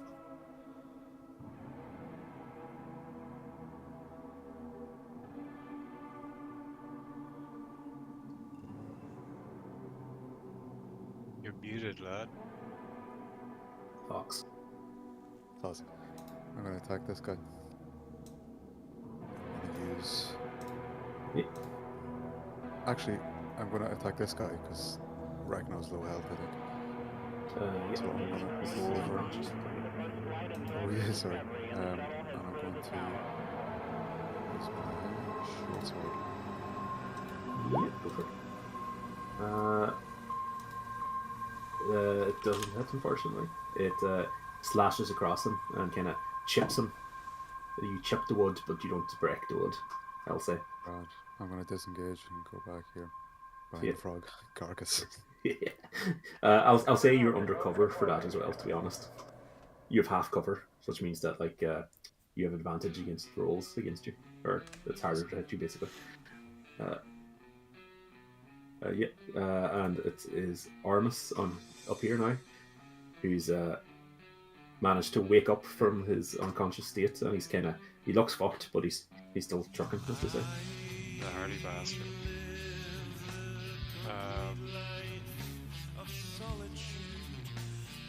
So just keep hacking at the buck in front of me with the short sword.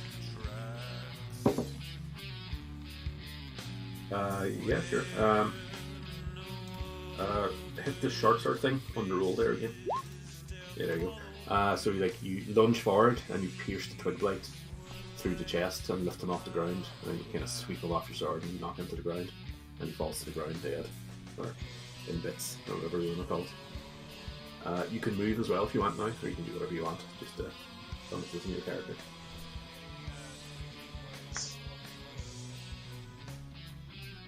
Well, whatever you can see.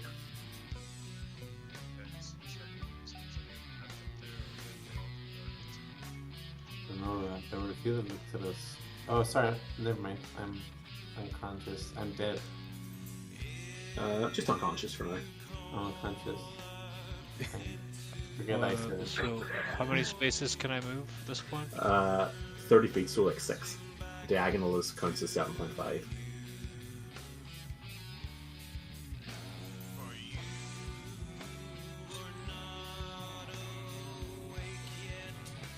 Yeah, sure. Your microphone's away from your mouth there, Ben, I think. Is that a dumb move, was it? I don't know. I actually have no idea. So it's back to Balak, the outcast.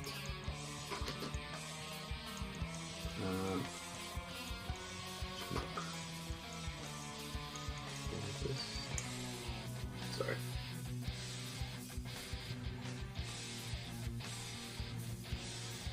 And Balak uses Cure Wounds.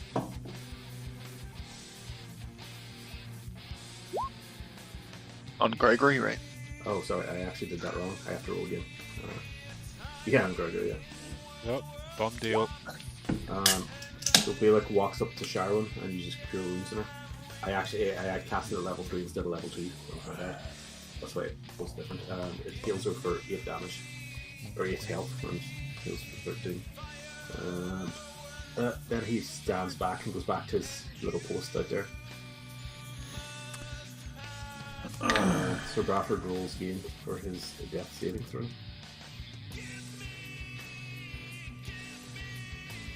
He gets this one in his game, so like he's on 2 out of 3 now. And then it's another Twiglight walks up behind Barry and tries to claw at him. And he has advantage because Barry is facing forward. I think you just attacked somebody facing forward, didn't you? I attacked the person I was in Armis's spot there. Yes, okay, so it has advantage. And it claws at you, but your armor holds up from even from the back, and it kind of, its little wooden claws kind of brush against it without doing any damage. And then it's back onto Barry again. Brian's going to beeline as far as he can for Belloc. Yeah, sure. I'll say it's like, yeah, that's about right here. Yeah, and the I think it was his crossbow and take a swipe at him. Yeah, sure. Your AC is -2 if you have your crossbow out because you don't have your shield up, by the way. Okay. Yeah, so you're shooting Balak, yeah? Yeah. Yeah, go for it. So you pull out your crossbow and you shoot, and it impacts into Balak and lodges in his like chest, right chest area, I guess. Right trap, I guess you'd call it. It passes through there and kind of keeps going, and you deal 5 damage. He looks up at you resentfully after it passes through. And onto Gregory now, I guess, unless you want to do something else with your bonus action there. I don't know if you can do. No, it's the only ones I've left are to do with if an enemy attacks me. So. Yeah, cool.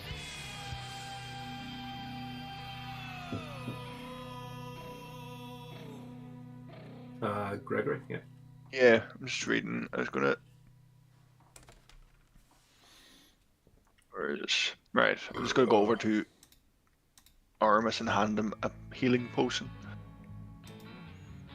Yeah, sure.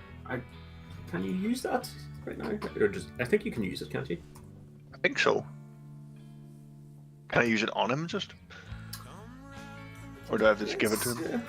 I guess you can grab him by the back of the head and pour it down his throat.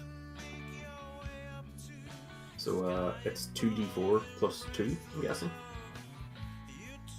Oh, so that is. Oh, I'll just use the custom dice. So 2d4. Yeah. It'd be so rough. Yeah. Grapple is a whole mechanic, isn't it? Yeah, grappling is like it's very complicated apparently. So it does those 4 plus another 2, so you heal him for 6 damage or 6 HP. And you grab him by the back and neck and you shove it down. You pour it down his throat roughly. And he perks up slightly as it goes down his throat. Armis is confused as to whether he should really say thanks, but says it anyway. Yeah, thanks, bud. Think. That's the best I could do. I've run out of spell slots. Could I have some of those hairs back though? No, I'll need them for. Your dreams. Nefarious reasons. Oh, actually, no. There's gonna be a voodoo doll made of Armis in a while. You have like a little bit of movement, I guess, like 10 feet of movement. I'm not quite sure where you came from. Oh yeah, I'll move back down 1 towards freaking up. Yeah, sure. Just what like is this one? He walks up and swipes at Gregory, who he's the closest to, with his little wooden clawy things chittering along. And he hits you for 3 damage. Slices across you where you can see like exposed skin on your arms and wrists and stuff. Just 3 damage to Gregory. You knocked that off yet? Yeah. And then it's this one who skitters up to the side Varian and does the same thing.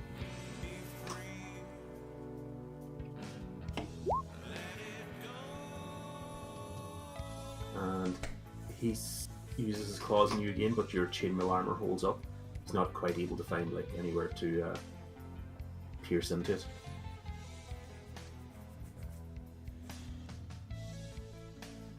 And then it's on to Sharon, I guess. And as you're doing this, a couple more of these boys appear.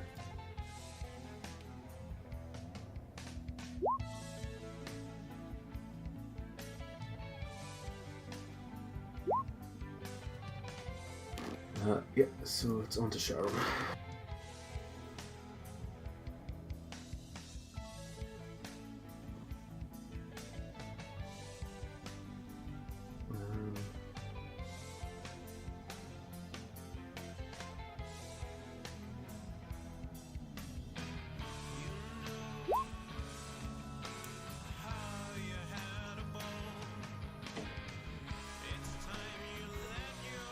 Okay, that's going to hit whoever it is. It goes for Varian. Fucking bastard. And it does. 1 second, just to see what if you have a saving throw on it.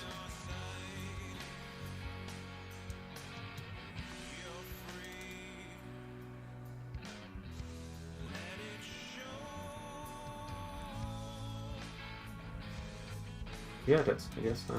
Yes, just an AC check. Yeah, so as it says, a frigid beam of blue-white light streaks towards Varian and hits him, and it will do 8 damage to Varian. So like the cold hits him and brushes against him and causes frostbite to break over his skin and peel off instantly. It does 8 damage. I've knocked that off for you. Cool. Rekna, throw another death saving throw, please. Yeah, that's passed. You have a second success. Nice. Noth again.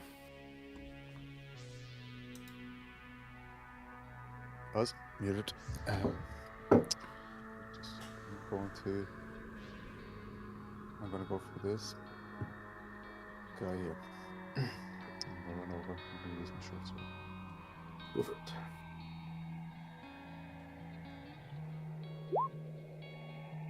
Yeah, you take a kind of a lunge or a plie at it and pierce it in the leg and just kind of sweep it off and knock it off, and the leg falls off and the rest of the body goes one way and it makes a little hiss sound and its red eyes fall dead and it is gone. I guess you moved 1, 2, 3. You can move 2 squares, or like, yeah, 2 squares in any direction if you want.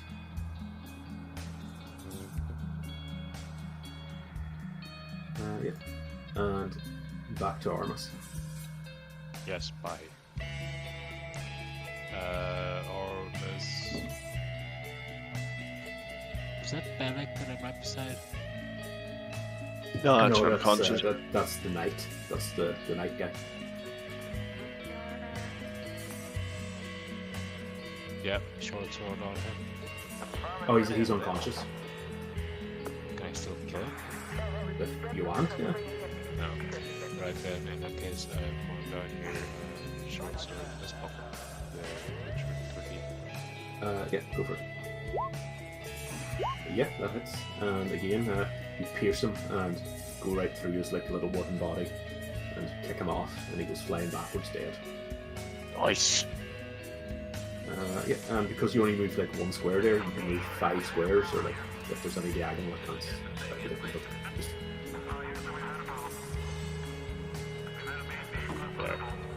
Yeah, that's fine. It's back to Balak, the outcast again. The pronunciation of that box name has changed so much. Yeah, I have no idea. I have no idea. Sorry? I'm really bad with pronouncing it, everyone's name. Fair enough. So,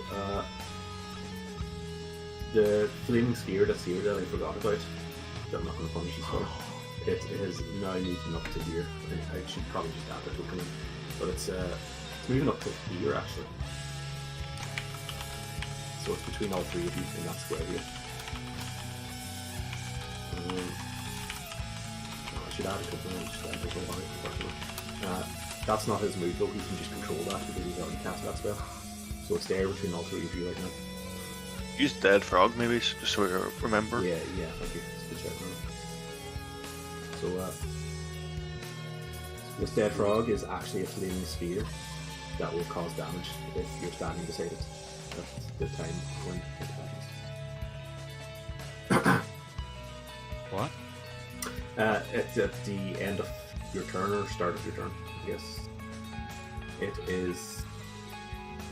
If you end your turn within 5 feet of that sphere, it will cause damage unless you pass the saving throw. So don't stand beside it when you finish your turn.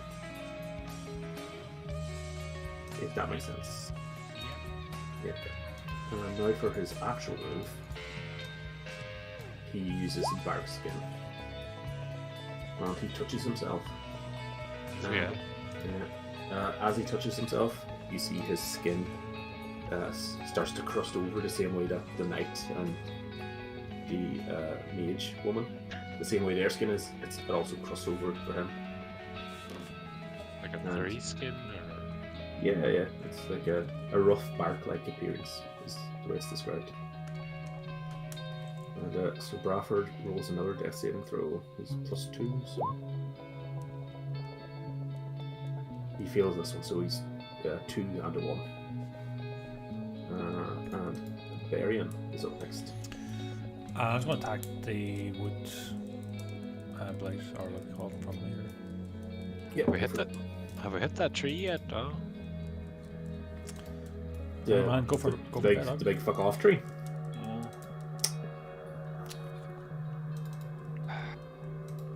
You swing at it, and your greatsword is a bit unwieldy to wield, and you swing wide because the twigs seem to just kind of sway out of the way, like I think it's like a bell sprout, say. Like a bell sprout. Like a bell sprout, yeah. I don't know, but I just got one today. You can try and move or use anything else if you want. You've only used your attack right now.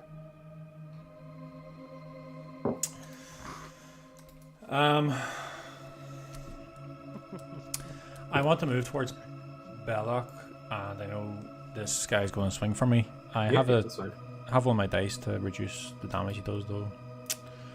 Yeah, if he hits you, yeah, go for it. Yeah, so 1, 2, 3, 4, 5, 6. So that's where I'll end up. Okay. Yeah, he. You don't even roll your dice, or do you roll your dice, or is it just like? It's. Oh, it's just damage. Okay, yeah, go for it. Yeah. It's a 1d8 die, and Yeah, then that's fine. it negates whatever damage.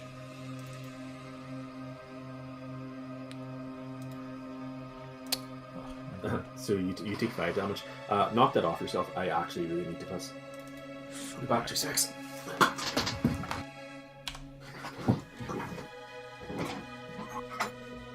Speaking roughly. Yeah. That'd be class. Stephen Ladd's back. We're not here. It'll be here now.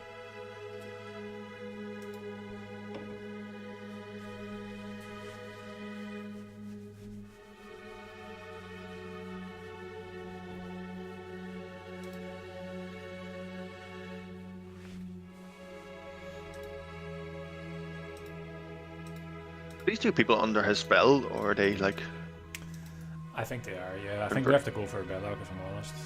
Once you get rid of him, like, it'll break the spell. Or... Yeah. That's why I just kind of beeline for him there. Clear stop. Roger, we'll stop Discovery. Welcome back. Although I am a bit low in health right now, so he probably could one-shot me.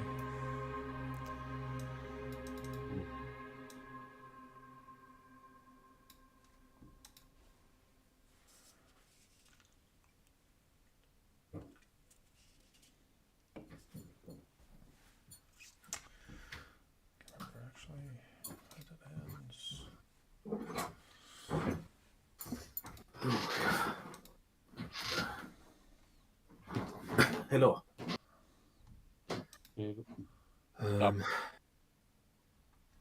So you just took your damage and you went that close, Baron. That's your turn over, right? Yeah. Yeah. Yeah, that's fine. And it's on to Gregory.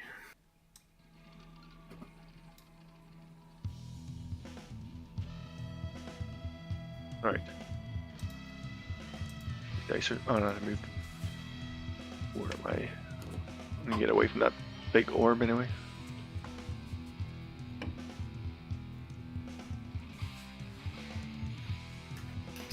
I can do 25 feet, isn't it? I think. Yeah, 5 squares. Yeah. The little dwarf Let's go ladies above coming this. over. Above this guy and use my two-handed axe. Yeah, go for it. Find my character sheet.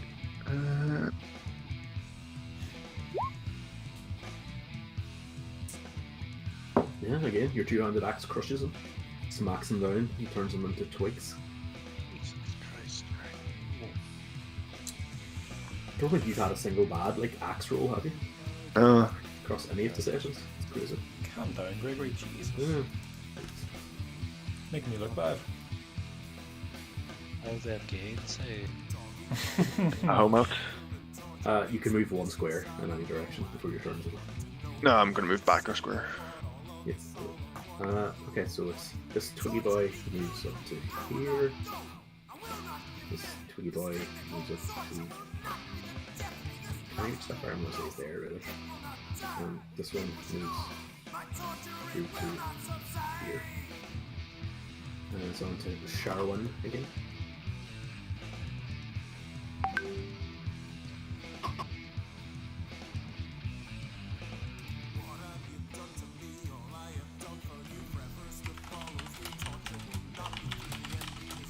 See you type and fall, whatever it is, just fuck off.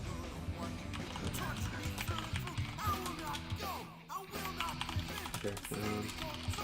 Yes! Brilliant. I wanna get weird.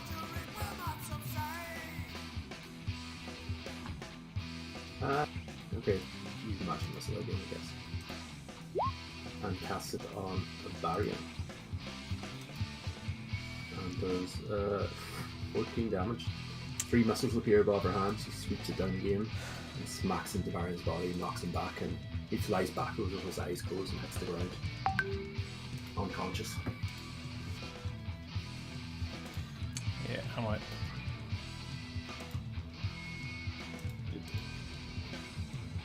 Great. Okay, and Sharon moves back over here. Here, sorry. And then it is on to Rekna for another saving throw, I guess. Yep.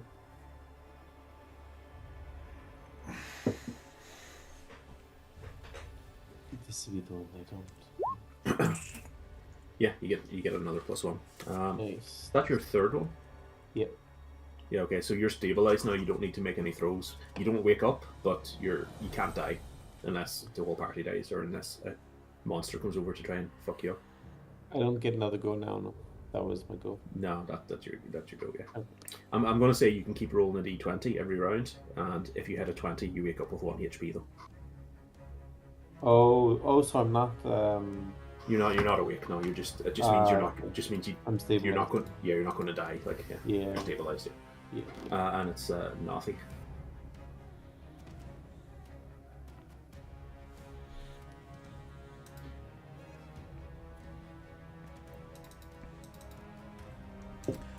Nav, help me.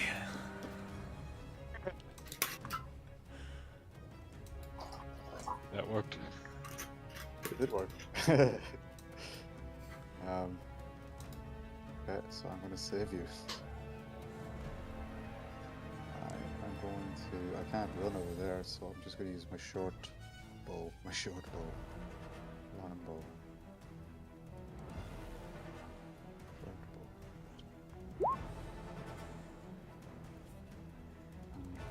Yeah. 2d6s. Yeah, drink it. Yeah, I'll allow it. That's fine. You'll allow it? Yeah, because he's unconscious.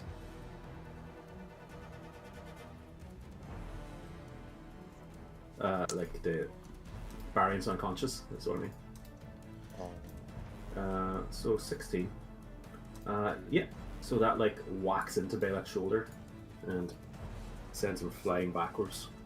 And he's very bloodied now, and he looks a bit odd. His eyes are a bit bleary, and he doesn't look like he's doing very well.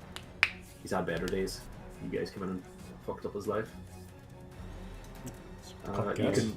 You can move if you as you want, Noth.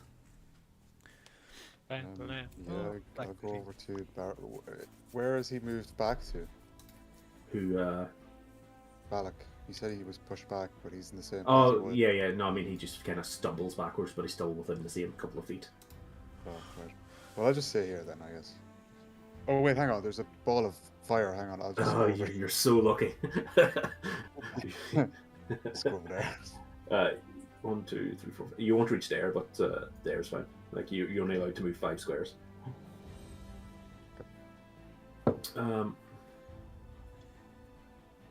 I thought you were going to forget for a second. Armus up next.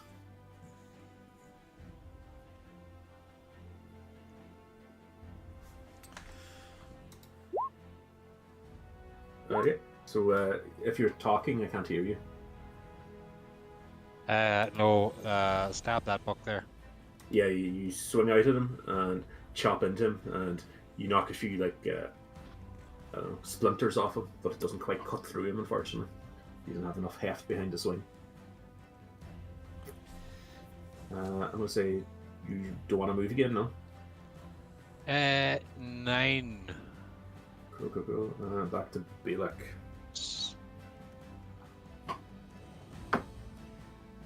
So, first thing he does is you see that ball of fire kind of slide over to here.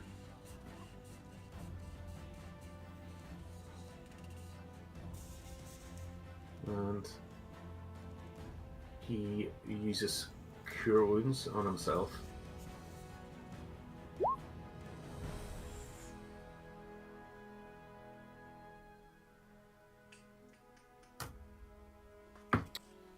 Yeah, it is. And he heals himself for 10 HP. Yeah. And he perks up a bit from the terrible state he was just in. And then he scurries away behind the shower and shouting, "You fools! Why would you stop me?" And Sir Bradford rolls again, I guess. For his saving throw. Blam, blam. And he rolls a 1. And Sir Bradford expires, unfortunately. If you roll a 1, it counts as 2 fails, so he actually dies. He stops breathing, his chest stops wheezing, and he just kind of dies on the ground. Okay. Sorry. And then it's back to Barian, who has to do his death saving throw.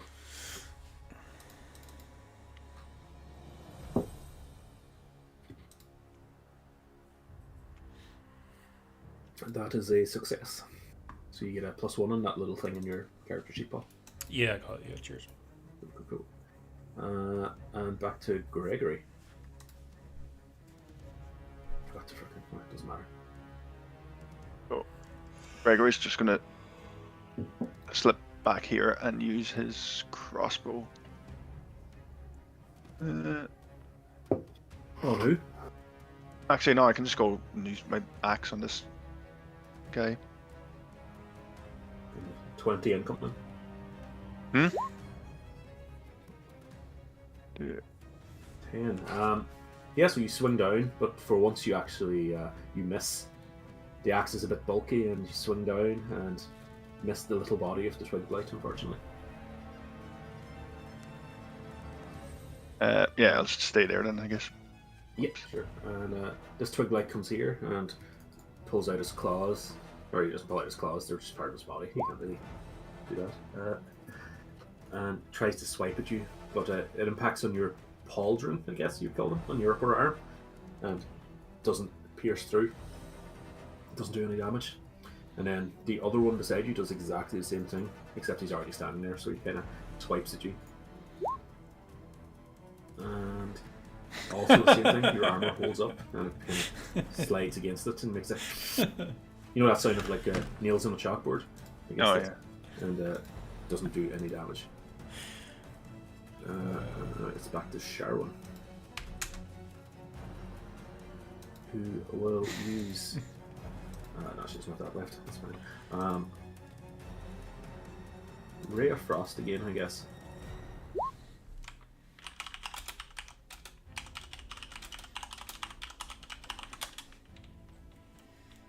Okay. Ray of Frost towards Noth. Is Noth the nearest closest? Yeah, Noth is the closest. And it does impact. The kind of ray comes out and strands into you, hits into your armor, and you start chattering your teeth at the cold of it all, and getting frostbite up and down your upper chest and your upper arms and stuff. It does 7 damage to you. 7 damage to me, or is it? Yeah, I knocked it off there. You're down to whatever you can see there. And Sharon stays where they are.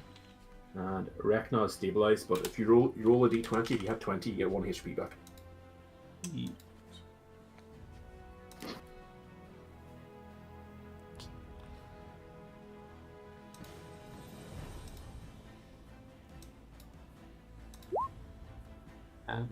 That is not a 20, unfortunately. No. So Rekna stays on the ground unconscious. He lives. And it's back to Noth again. I didn't really know what to do. I'll go to this guy. I'll go down.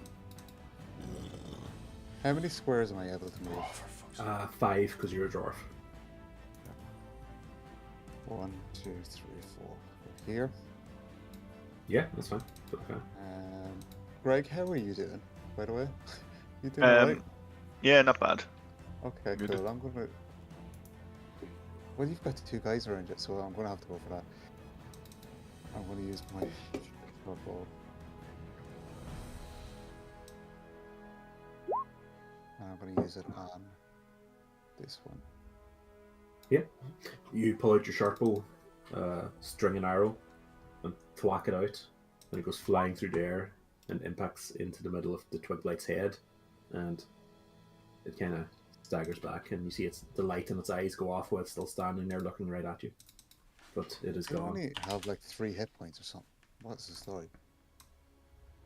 Yeah, they're only little like tree walky boys.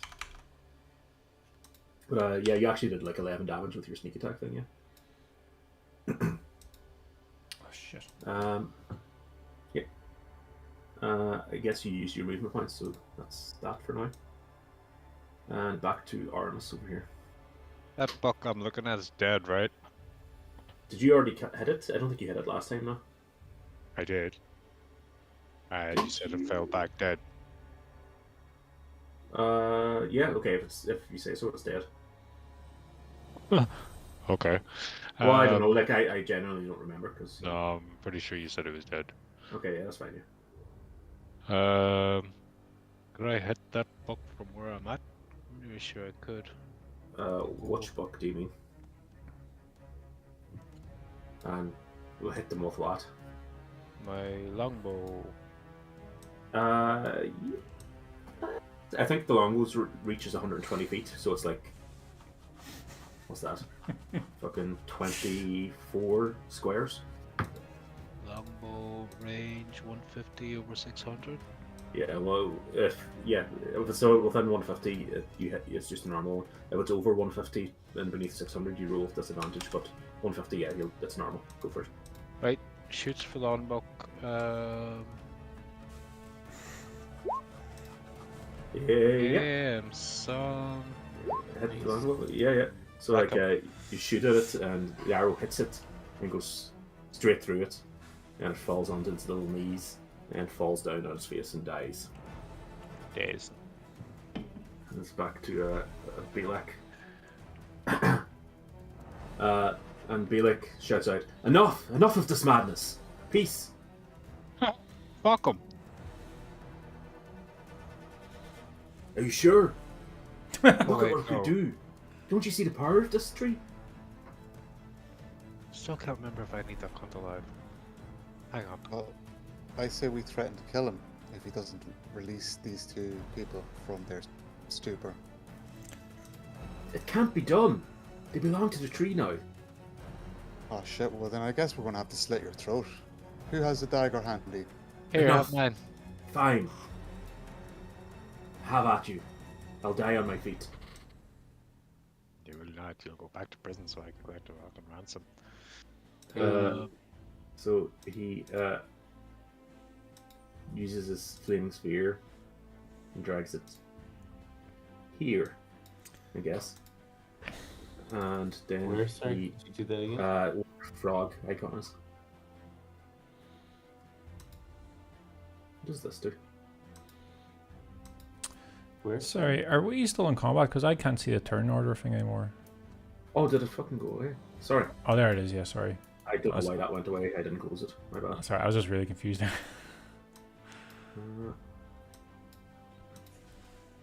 Yes, that's shite. Yeah, he uses Cure Wounds at level 2 on himself again. And then... Okay. Does heals himself for 4 HP.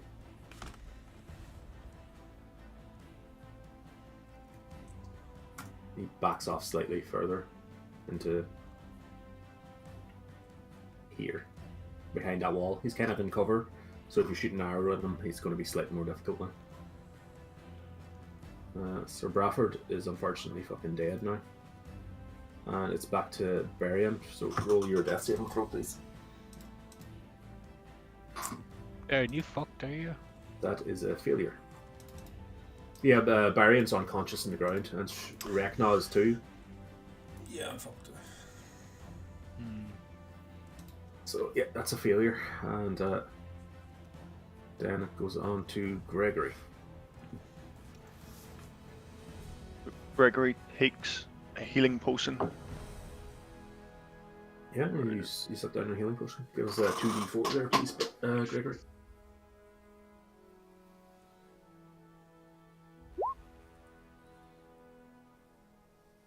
Yeah, you heal for 9 HP. Back to Sharwin. Oh, I can move as well, can't I? Yeah, Oh no, you I'll can- stay where I am. Yeah, whichever.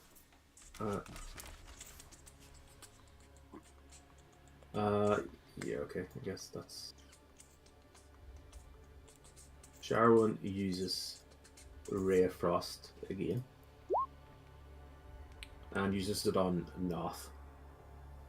And that is going to hit Noth. So, like, the Ray of Frost extends out from her hand when she reaches out with a scream. And does 8 damage. And freezes Noth's skin again. Really? Does 8 damage, and I've knocked that off for you, Noth. Be loud. And, she scurries over here and stands behind the wall with Belak. And it is Rekna's turn again.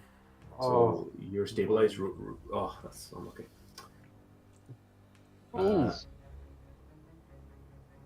Okay. And back to Noth. Sorry, what happened there? Was that death saving throw? Or... He's already stabilized. But because he's stabilized, I'm going to keep letting him roll a 20. And if he hits 20, he revives with 1 HP. Okay. Yeah, I'm gonna go.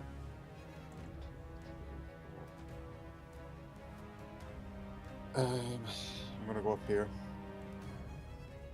Yep. And I'm going to do that thing that I said I was going to do about 5 turns ago.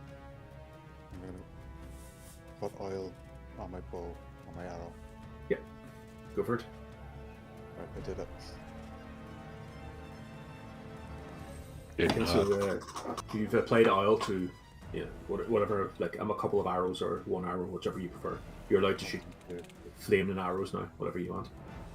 Awesome. Yeah, okay, so and then it's Artemis. 1, 2, 3, 4, 5, 6. Done. Oh no, not done.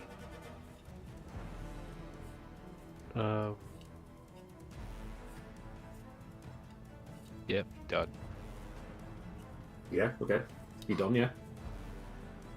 Okay, and it's back around to Belek then again. He leaves that there, I guess. Ooh, that's a good one, actually.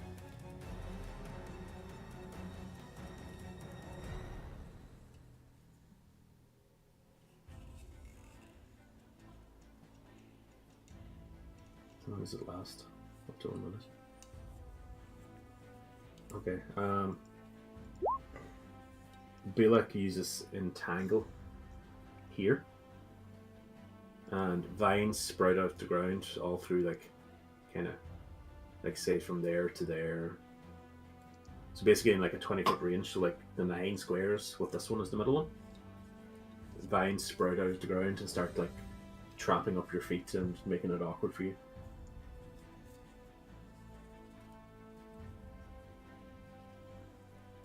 And he doesn't move, like. Okay. Make a strength saving throw, sorry. Or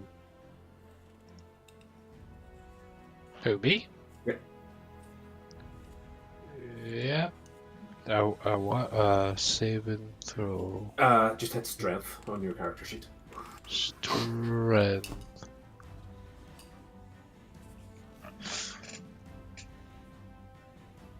Oh. No. Yeah. Okay, so like vines and kind of briars break out of the ground in like a square all around there, and they try and wrap themselves around your feet, but you kick them free and break the branches and vines and shit. So like you're not actually trapped by them. It's just going to be awkward to move through them, and it's there to there to there to there to where you're standing, Armus. So moving through them will slow you down a bit if you try and move through them. Cool. Varian, you have advantage turned on your character sheet. Disadvantage, maybe. It's saved anyway. Like. Yeah, that's you get a +1 success, almost a 20 ball. Ah, I was on disadvantage, I think. Oh yeah. Gregory up next. Jesus, this is taking ages. But Gregory next. Was this like a 2-hour fight? Yeah, it's taking fucking ages, to be honest. How many of these little twiglets are left? Whatever you can see, I guess. Actually, there's none. Anyway, Gregory just kind of, I suppose, just comes around the side. Yeah, I'll just go there. Sneaking around the outside, behind the pillars. Yeah. And that's me. Cool. And back to Sharwin.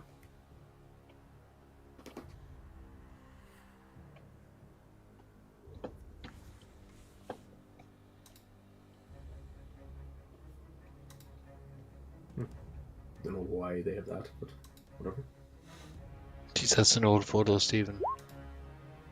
Of what? You? Sharon doesn't really do anything because she can't see anyone. Kind of staggers back a bit. Doesn't do anything. Is it in the signal chat? Yeah, and whoever's doing the weird shit with Darren, please stop. There's pictures of Darren in Darren's eyes. I hate the player, hate the game. Rekna, roll a d20 again there, man. A roll d20. Yeah, to see if you wake up just. Oh, sorry. Or D12. Bite music, yo. Oh, nice. I'll say nothing happens there. Yeah. Yeah, that's fine. I've just given you something to do in your turn, to be honest. That would be. Noth, no.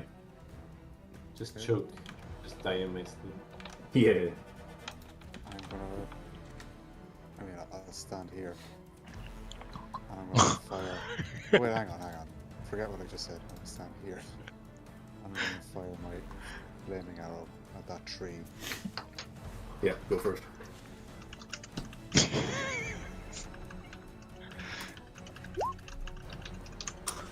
Nice snuff. Oh, nice. And I'm going to do my fucking roll just in case it has hit points. It does have hit points. I'm going to let you have all of this. Yeah. So 6 plus 6 plus 7, so you did 23 there. Give me a second to figure this out, because... 10 seconds. So you're using a flaming arrow? Sure am. What did you hit? Tree. I can hear you twice, man. What's going on? Yeah, it's a bit weird. Oh, that'll be the game. Yeah, that's fine. You hit the tree, and the arrow impacts into it, and flame sprouts all over it, and the tree starts burning down and burns very, very quickly, and you see the branches start curling up, and you hear a scream start coming from the tree. Not a very loud one, but it's like a "Ah!" And the tree starts burning and burns very quickly. Sound better? Yeah, I think. I'm not sure. But Say yeah. something. Go fuck yourself. No, it's the same. Yeah. No. So yeah, the tree burns and starts flattening out into the ground very quickly. Excellent. Yeah. And Arms is up. But as the tree's burning down, you hear a woman's voice from the southwest. Well, enough! And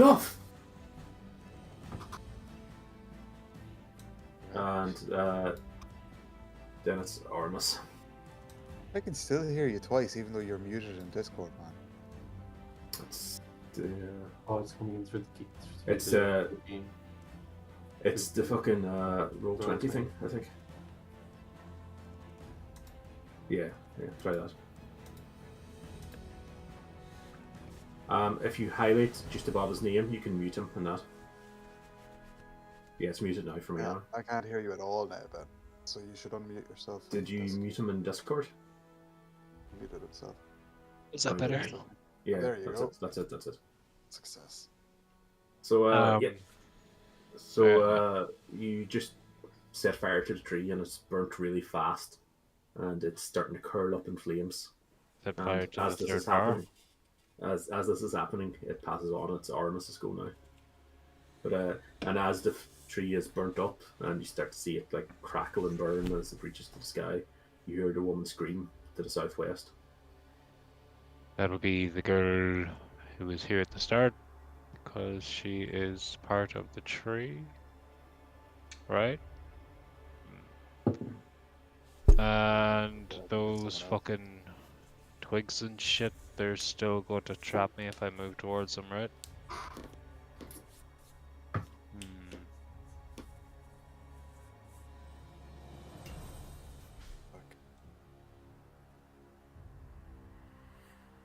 Does that work? Yeah, that's fine. Can I take a shot now, or is it too late? No, you can take a shot. Yeah, you haven't done your action. You've just done your Alright. movement. Gonna take a shot at Dawn Girl. Yeah, go for it. Angel. Right.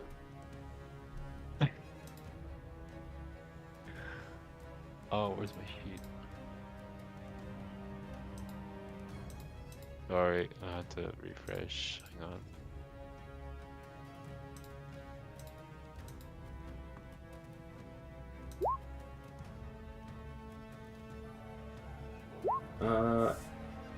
Yeah, okay.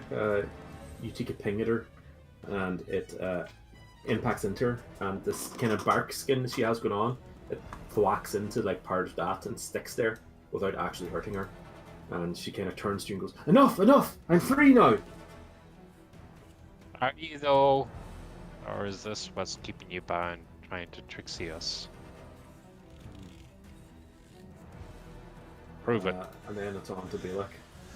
And he instantly goes, No! What have you done? You fools! And walks out here and uses poison spray on Aramis. And roll a Constitution saving throw, Aramis. So on your sheet, hit Constitution. Oh, this isn't going to go well. Oh, hello. Yeah, so you endure the poison and it doesn't actually do any damage to you. Noise.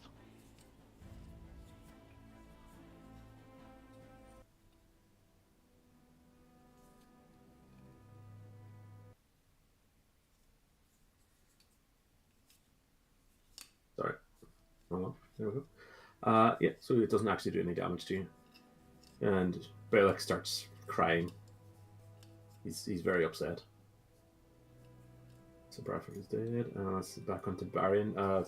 Do your death saving throw, I guess. Like, what are you at? 2 and 2 or something? Or 2 and 1? 2 and 2 now. Yeah, okay. End this fight, boys. Yeah, so Gregory next. Gregory, can I get to Barian for him? 1, 2, 3, 4. I'll allow it, yeah. Yeah, that's fine. You're moving 27.5, but yeah, that's fine. Yeah, I'll cast, where is my spell? Do you have spell points left? I don't have spell points left, but I have a cantrip for Spirit of yeah, Dying. yeah, go for it. Yep, So it just stabilizes Barian. Yeah, that's fine. Barian stabilizes and the weird rattling gasping you hear from him stops and he passes into a more peaceful, unconscious slumber state. He's still unconscious then? Yeah, you're unconscious. It doesn't wake you up, it just means that you don't have to make death saving throws. I'll allow you to do the same thing as Rek now if you roll a 20. Roll D20, okay. Yeah. If you hit a 20, you'll wake up with 1 HP. Cool. I'm going to pick Sharwin, yeah, sure. Sharwin walks out here and goes, "Enough! I am free. I am free from this madness. Please stop." Prove it. Kill Belek. Then yeah, she hears this and she goes, "If I can, I will. You can help me." Yeah, my kid's awake. Yeah, Rekna, roll a d20 there.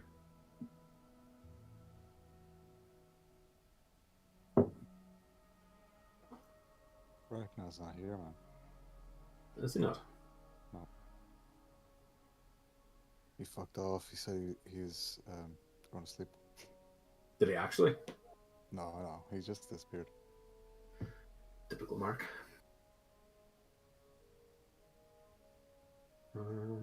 He is actually offline though, in fairness. This battle took way longer than I thought it would.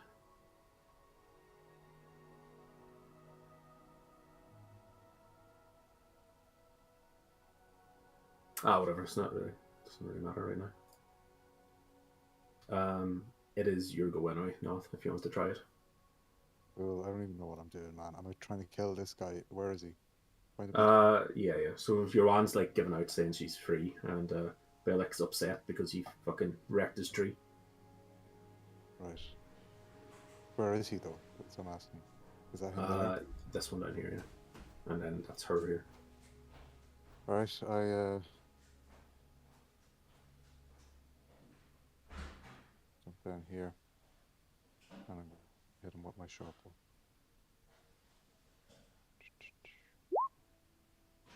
Yeah, there's 5 damage to him. Another one kind of impacts into him. I'm gonna disengage right here. Yeah, cool. And then, I don't know, is Ben even here? Ben's away, I don't know. Yeah, cool. That went on way too long.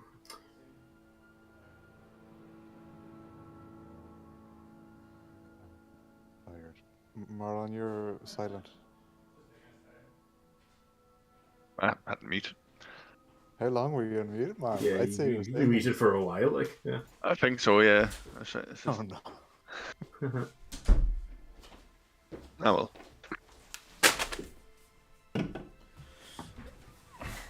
$23.38.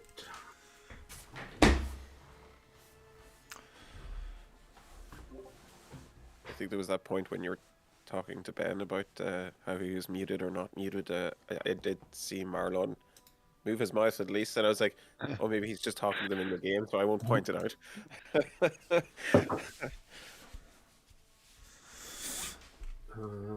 Yeah, this band's going on. Ben away. Yeah, did Mark just leave? I don't think he did. I assume connection issues are probably to blame because he just unceremoniously Yeah. left. Yeah, it wouldn't really be like him. Yeah, what the fuck's going on in the signal chat? Because I hear he's talking about it, but Always messing.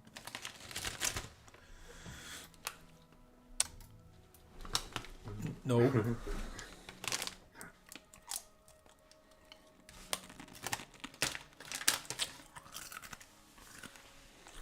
were you actually that low down in your seat there? Yeah, my back was sore, so I was just kind of lying on my seat. All them deadlifts, lad. That's it, man.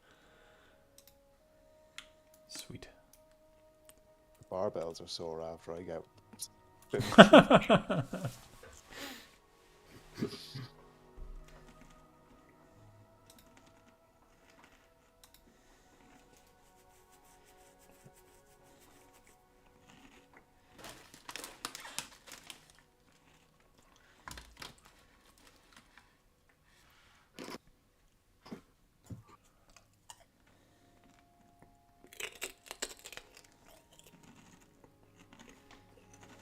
What are you using, Paul?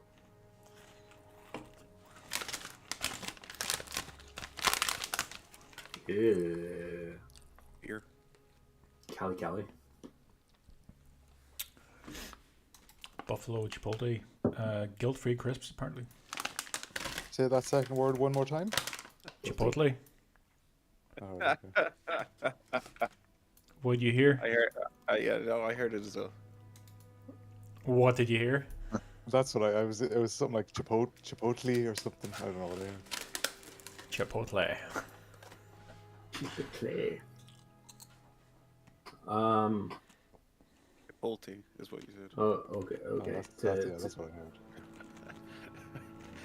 Okay, to get through this, I'm going to say Reknal's unconscious anyway, so let's keep going to finish this fucking never-ending battle. It's Armus now, who's standing there beside the tree that is rapidly burning to the ground. What was the last move? I can't remember. Noth? Didn't Gregory save me? No. Oh, not maybe. Yeah, so it's Armus is there now, yeah. You reckon Armus should be moving?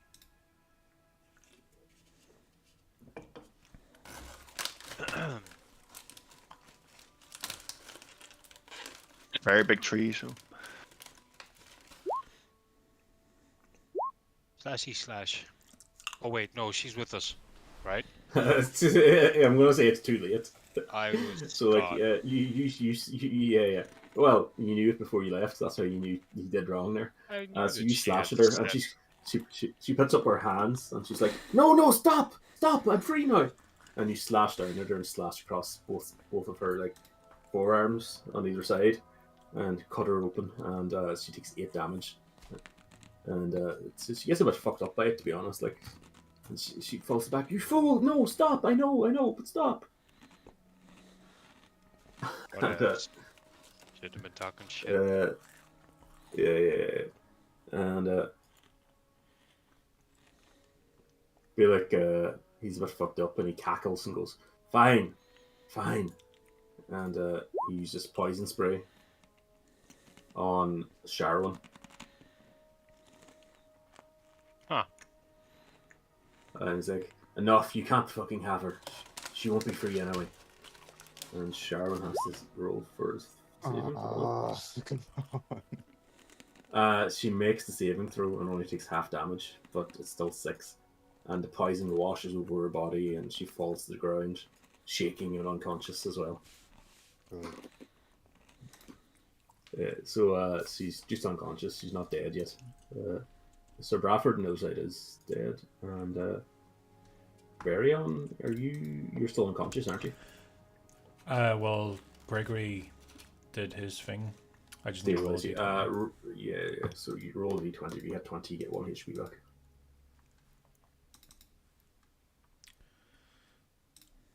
So I can move it up here again. That was not a 20, unfortunately. And it's Gregory again.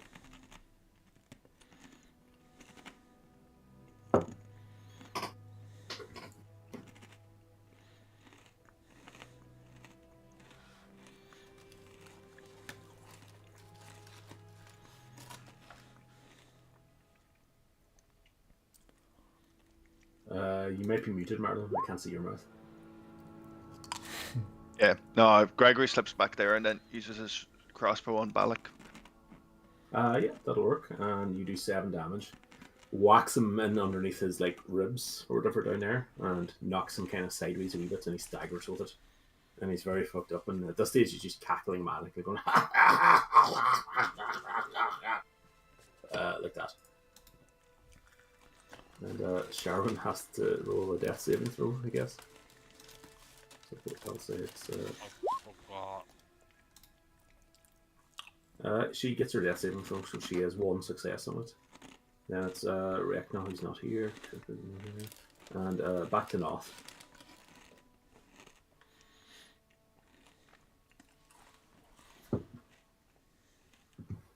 You're muted, Darren. I don't even know why I muted myself. 1, 2, 3, 4, 5. But you're watching I'm porn. gonna shoot my load and then I'll take my Called it. next go. No, I'm gonna shoot my bow at him. Yeah.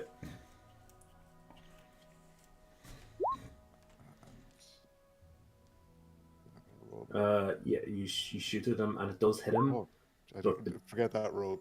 Forget. No, that's fine. That's fine. You wouldn't get that anyway, but it impacts onto the kind of barky skin he made for himself earlier and bounces off it and goes and flies over his shoulder and like this head over heels arc. Cool. And Back back here. to Armas. And the whole time, like Bellic is literally just sitting there going. Not waiting Oh, until he's me. dead. Alright. 1, 2, 3, 4, 5. Yep. Short sword to the face. It's 20. Ah, Jesus Christ. Yeah, you pull out your short sword and you cut him across the face, and it cuts through one cheek, across the front of his teeth, and cuts through the other cheek, slices him open, and his laughing kind of turns bloody, and he goes,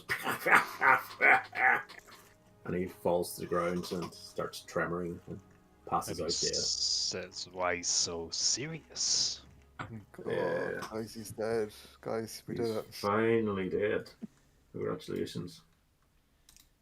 Yeah, and yeah, he's dead. Right, can we save Don, bitch? I nearly killed there. How do we do Shut that? up. You can What the fuck? you can go on stabilizer if you want, like. Yeah, I've spared the dying anyway. So. Yeah. Well, there's a few of us unconscious as well. There's me and then there's Ragnar as well. A long, yeah, a long rest will. Yeah. Yeah, you can go and like do all that shit. Like it's fine. Yeah, it's a cantrip, isn't it? Yeah. So Yeah, it's a cantrip, Greg, so I can just keep. yeah, you can use it as many times as you want. Gregor goes from person to person, puts his hands on them, just makes sure they're all right, and he keeps character wounds slightly so that they Weird. don't pass away. You take that Bellic cunt off the fucking. Oh, do you know what? Actually, before you take him away, Oramus goes up beside him and cuts his head off for proof of Jesus Christ. proof of the bounty. And there's the reason I'm here. Yeah, if that's the way you want to do it, like, yeah. I Do mean, you want to roll for we should- investigation or anything, we or should, just you want they to don't cut the head have- off? Fingerprints. I mean, yeah, maybe investigation first. Thanks, game Yeah, master. roll for investigation. Right. Yeah, okay, so you kind of pat him down, and you find what you're looking for, which is like an amulet or a sigil on like a chain around his neck to represent his circle, his druidic circle. Well, I was And, gonna cut up just yeah, on the lower neck you- to include that. Yeah, so you cut it as you're cutting his head off, right? The Yes. chain slips off, and you pick up the chain and see the druidic circle, and you see the head there and the druidic circle there, and you know what? You take both. I do, And, yeah. You find like something to wrap the head in. I'm not sure what's around here, but yeah. Can I go back His a second jacket. there? When Greggy went around everyone there, did he make us conscious again, like, or what's the story? No, you're actually unconscious. You'll need to do a short rest, I Just think, breathing. Okay. to regain consciousness. But I'm going to say you take a short rest, and whoever's conscious just kind of sits there and takes a moment to reconsider what's going on, which is presumably Armus and Noth and Gregory, just not you. Yeah. Short rest was it's like the free hit dice to your health, isn't you it? can use as many as you want, but if you use them, you don't get them back until you do a long rest. Alright, well, I was going to use. So if you have 3, you can use 3. Yeah. Okay. Was it free? We'll probably want to do a long rest soon anyway, because both me and Recon are out of spells. Can we do a long rest though? If you think it's safe, yeah. I have something for this. Oh, the phone. Where's my things? Did Mark just drop off, like, or what's the story? I guess, yeah.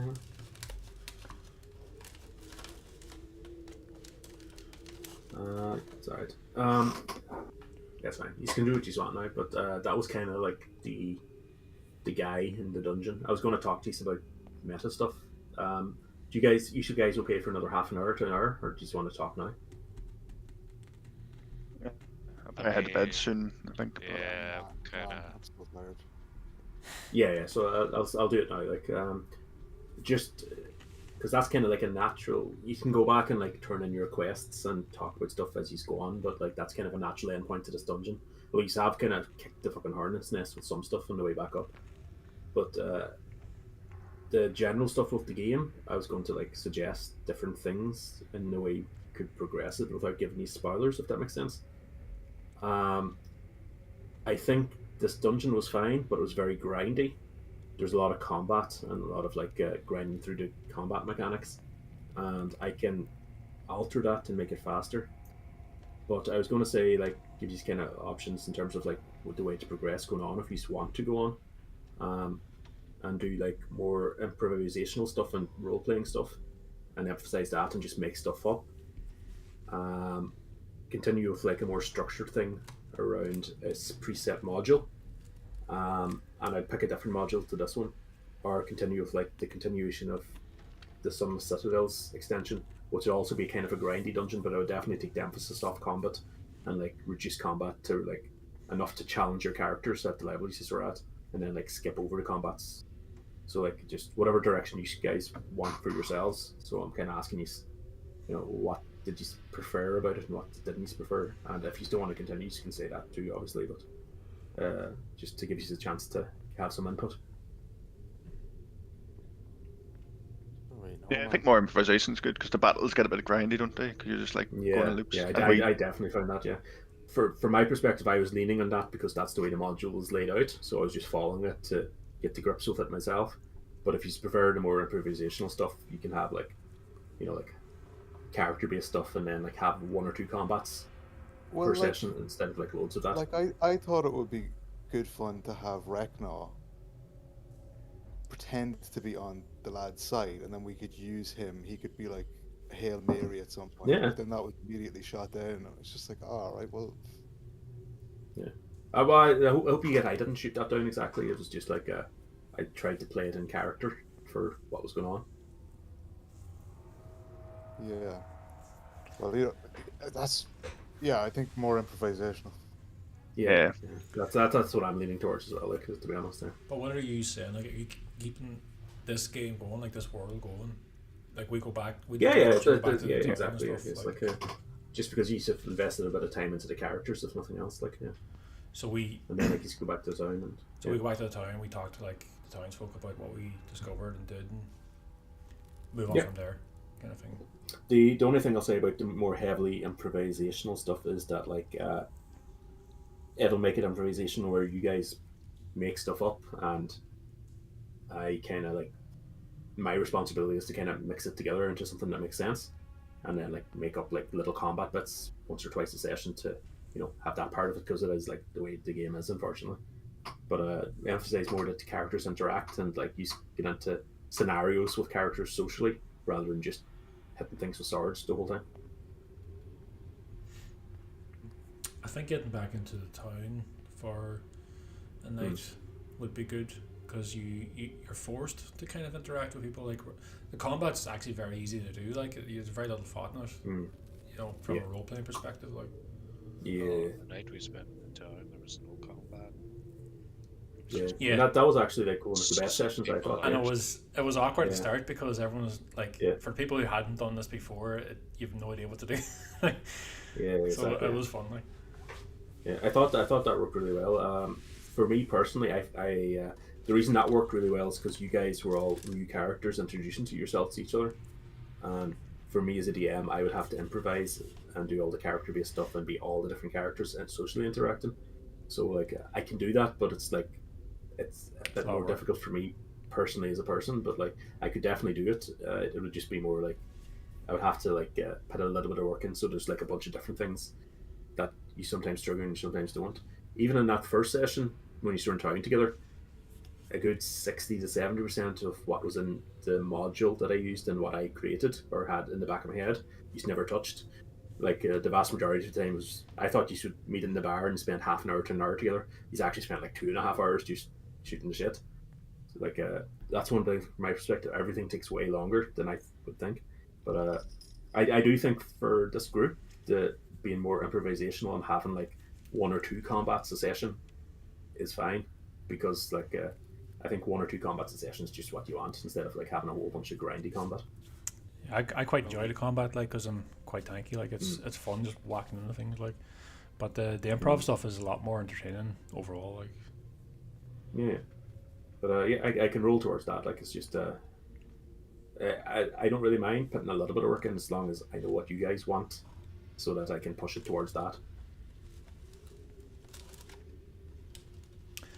I'd say a bit of both, to be honest. Yeah. Yeah, that's fine. I think mostly this dungeon it's just really big, kind of, so you just keep getting lost and going back on ourselves. Yeah. Speak for Mark and say, I reckon that needs more character development anyway. It's just very simple. That's probably why I didn't get the scam. I thought that he jumped the shark this session. He what? I thought that he jumped the shark a wee bit. Mark is very true. Like he's a very good role player. Like he's just a fucking a dirty orc. Like he attacked a fucking dragon. Yeah, well, yeah. It made sense though. Like made it's sense. like, A spider. I didn't even know he was able to do that. Mark is naturally very good at this sort of thing. Yeah. But he's experienced as well. Like he knows what to do. Like I think he's done at least one other campaign. Yeah, he has. Yeah, because I had to ask you which one Marlon, Paul, and Mark did like one campaign each, and you had all done like different introductory campaigns, so I had to lean towards this one, which is more old-fashioned.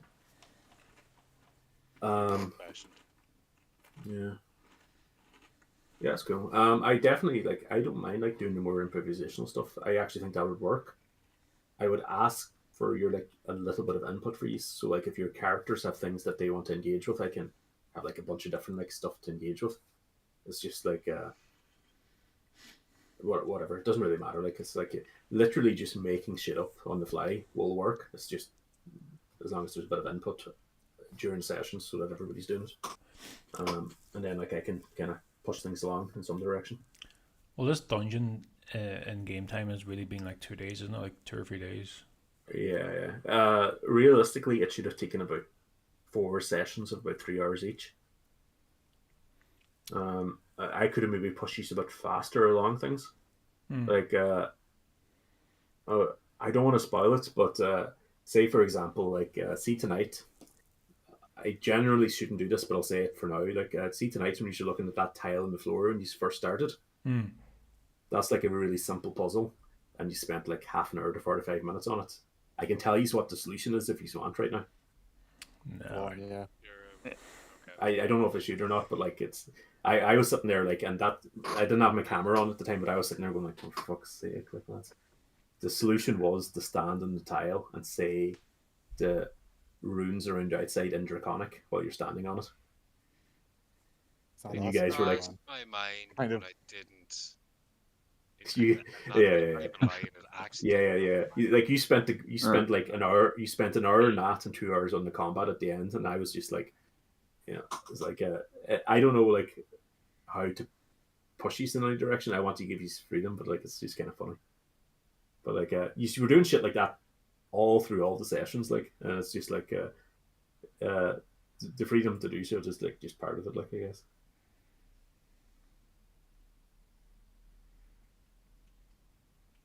But yeah. Throwing grenades at the fucking statue, thinking, "Oh, this will work." Yeah, I hope you didn't hear it over mic, but I was actually like laughing the whole time through. I thought the second one probably wasn't necessary, but Yeah, figured it was maybe. funny though. It was funny. Yeah.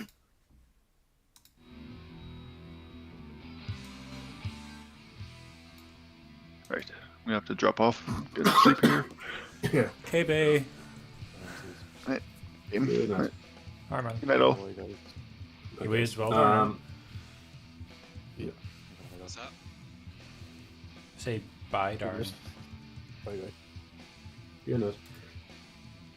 Should I go for a pint? It's like 12. It's literally 12 o'clock. Yeah, but I'm like 2 minutes away from the pub here. Oh yeah. Can you play Neither Rocket just wanna League in go the for pub, or? I can play Rocket League here as well, yeah. Be back 2 secs. Well, they all just disconnect, eh? Ideally, you can unmute yourself.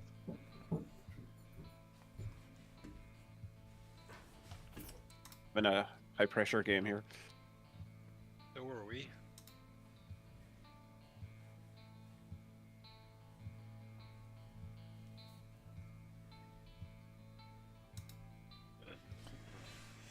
Throttle. Let's go. Full throttle. 2019. Forget artist throttle. Whatever.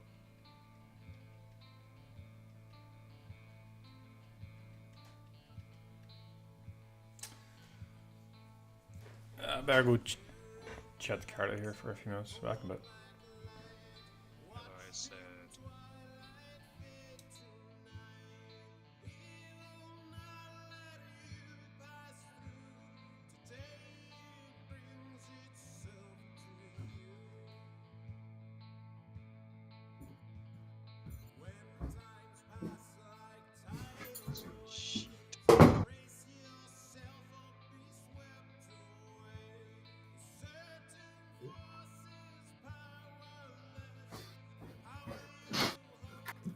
Hello. Stop. I might go for the pub for 1 pint and come back. That is just... Yeah. If the door's closed, I might be back in like 10 minutes, okay? Alright, Bob. Catch you there. Bye bye bye.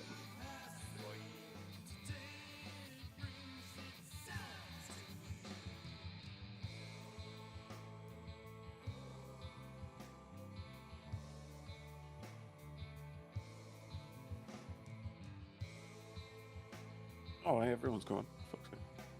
Oh, yeah, I know, but Yeah.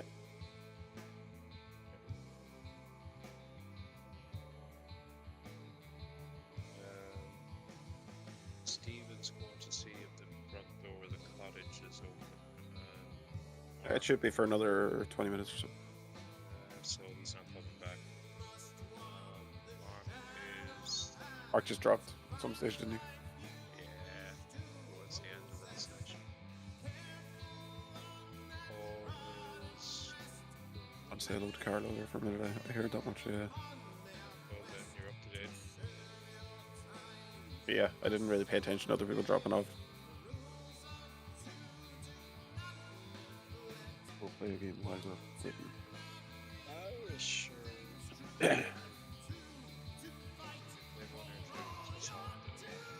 Ah, for fuck's sake. How you been getting on? Ah, 8 grand. Fitter. Trust it on your wiki.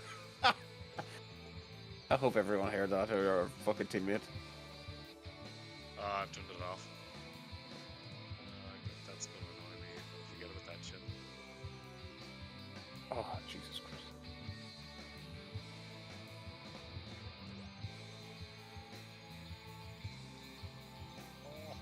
Oh, Jesus Christ. Big fucking lag spike there. Oh, man. It's just the computer not being able to keep up with your awesomeness. I don't know what the fuck's going on, but it's Oh shit. Ah, Jesus Christ. Oh, good. Oh, that's worse. Ah, for fuck's sake. Bastard. Ah, this is class. Welcome to Numpty Town. Population. All of us. Oh, fuck off. Yeah, this guy just keeps doing that constantly, so I'm just gonna beat these guys instead. Ah, fucking stupid fucking Oh, fuck. Billy. Oops. Yes, that was not meant to go there either. Oh, your man.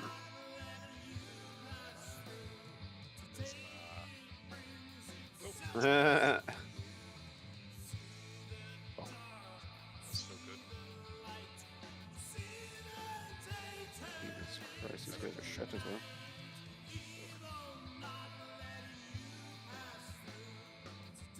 Knock it up there, Johnny.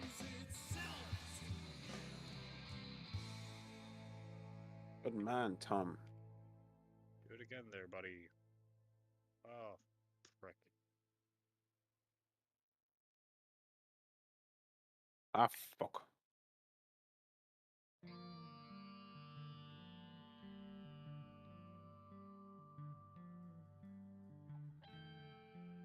Do do do do do.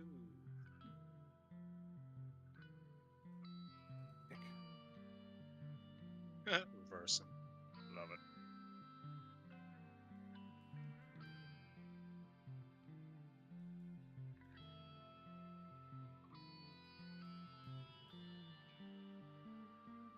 Shit.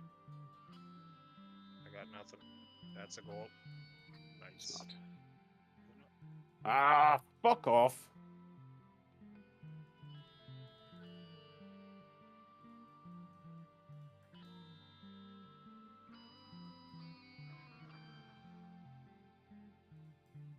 Oh, I nearly got him.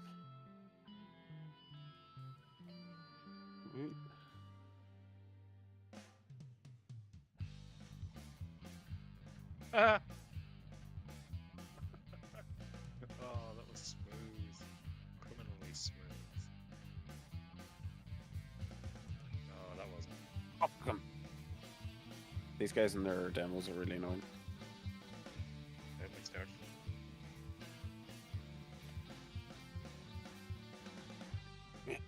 Chair looks amazing. You tried it out?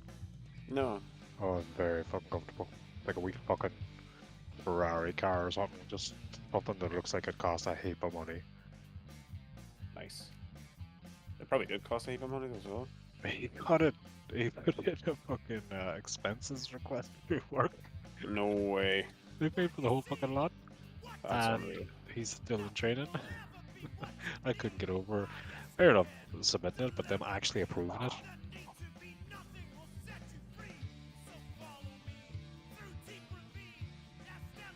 Oh, Oh. fuck off.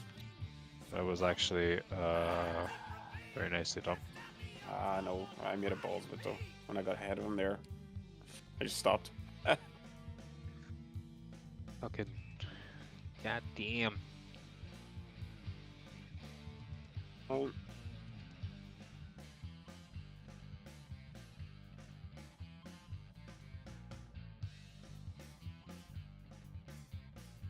What do you got, Tom?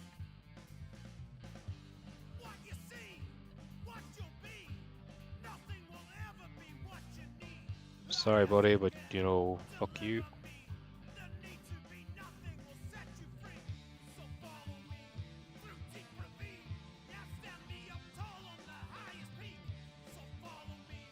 Do it again. Got it. Kind of.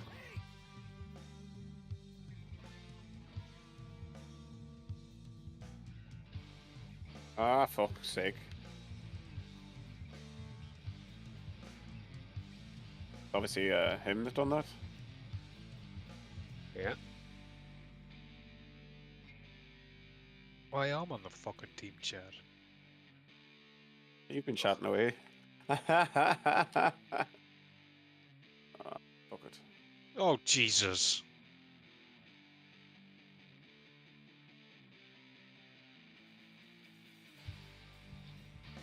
It's you that time.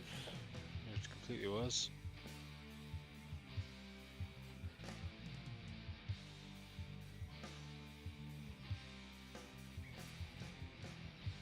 Oh, that time, no, it actually wasn't. Alright.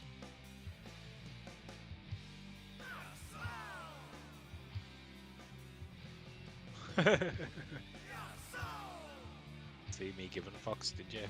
No. Sitting doing donuts. Right, next game for reals. For reals and for trues.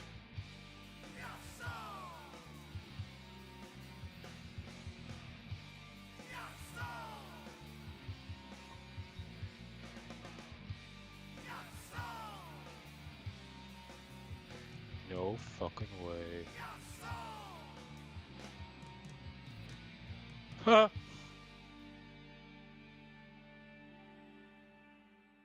Fuck's sake.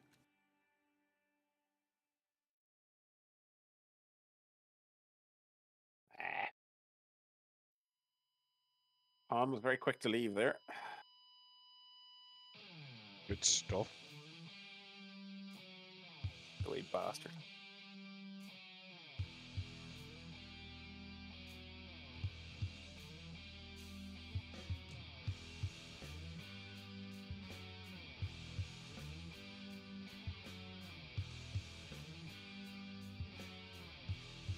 Jesus, take a fucking ages.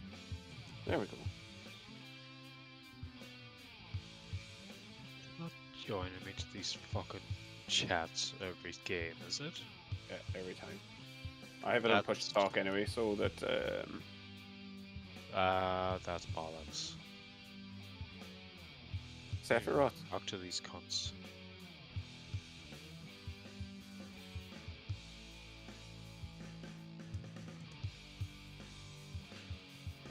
What? Oh yeah.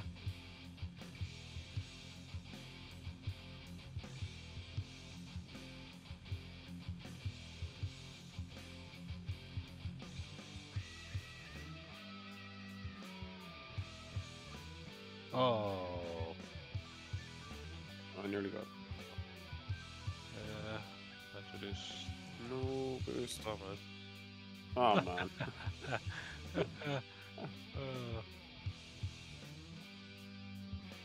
Ah. Sorry, buddy. I didn't know you were there. No, I was happy to get the demo.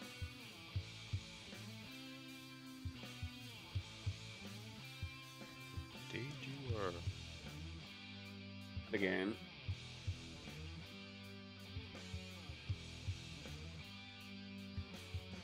Oh, you fucker.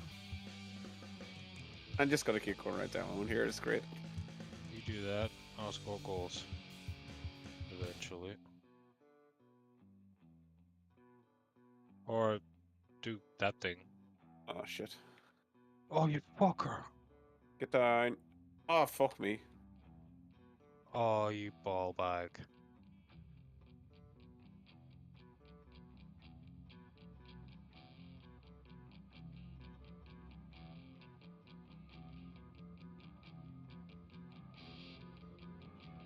Oh, what the fuck happened to me game?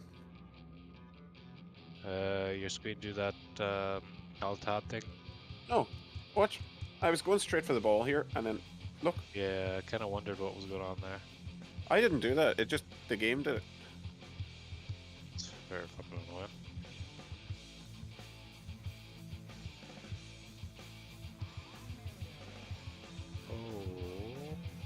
Oh. We're on the defense. Push back.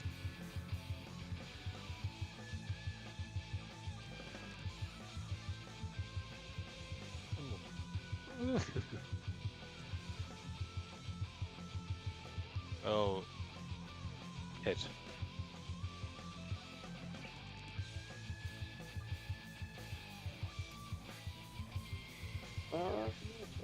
Oh, fuck it. You missed it.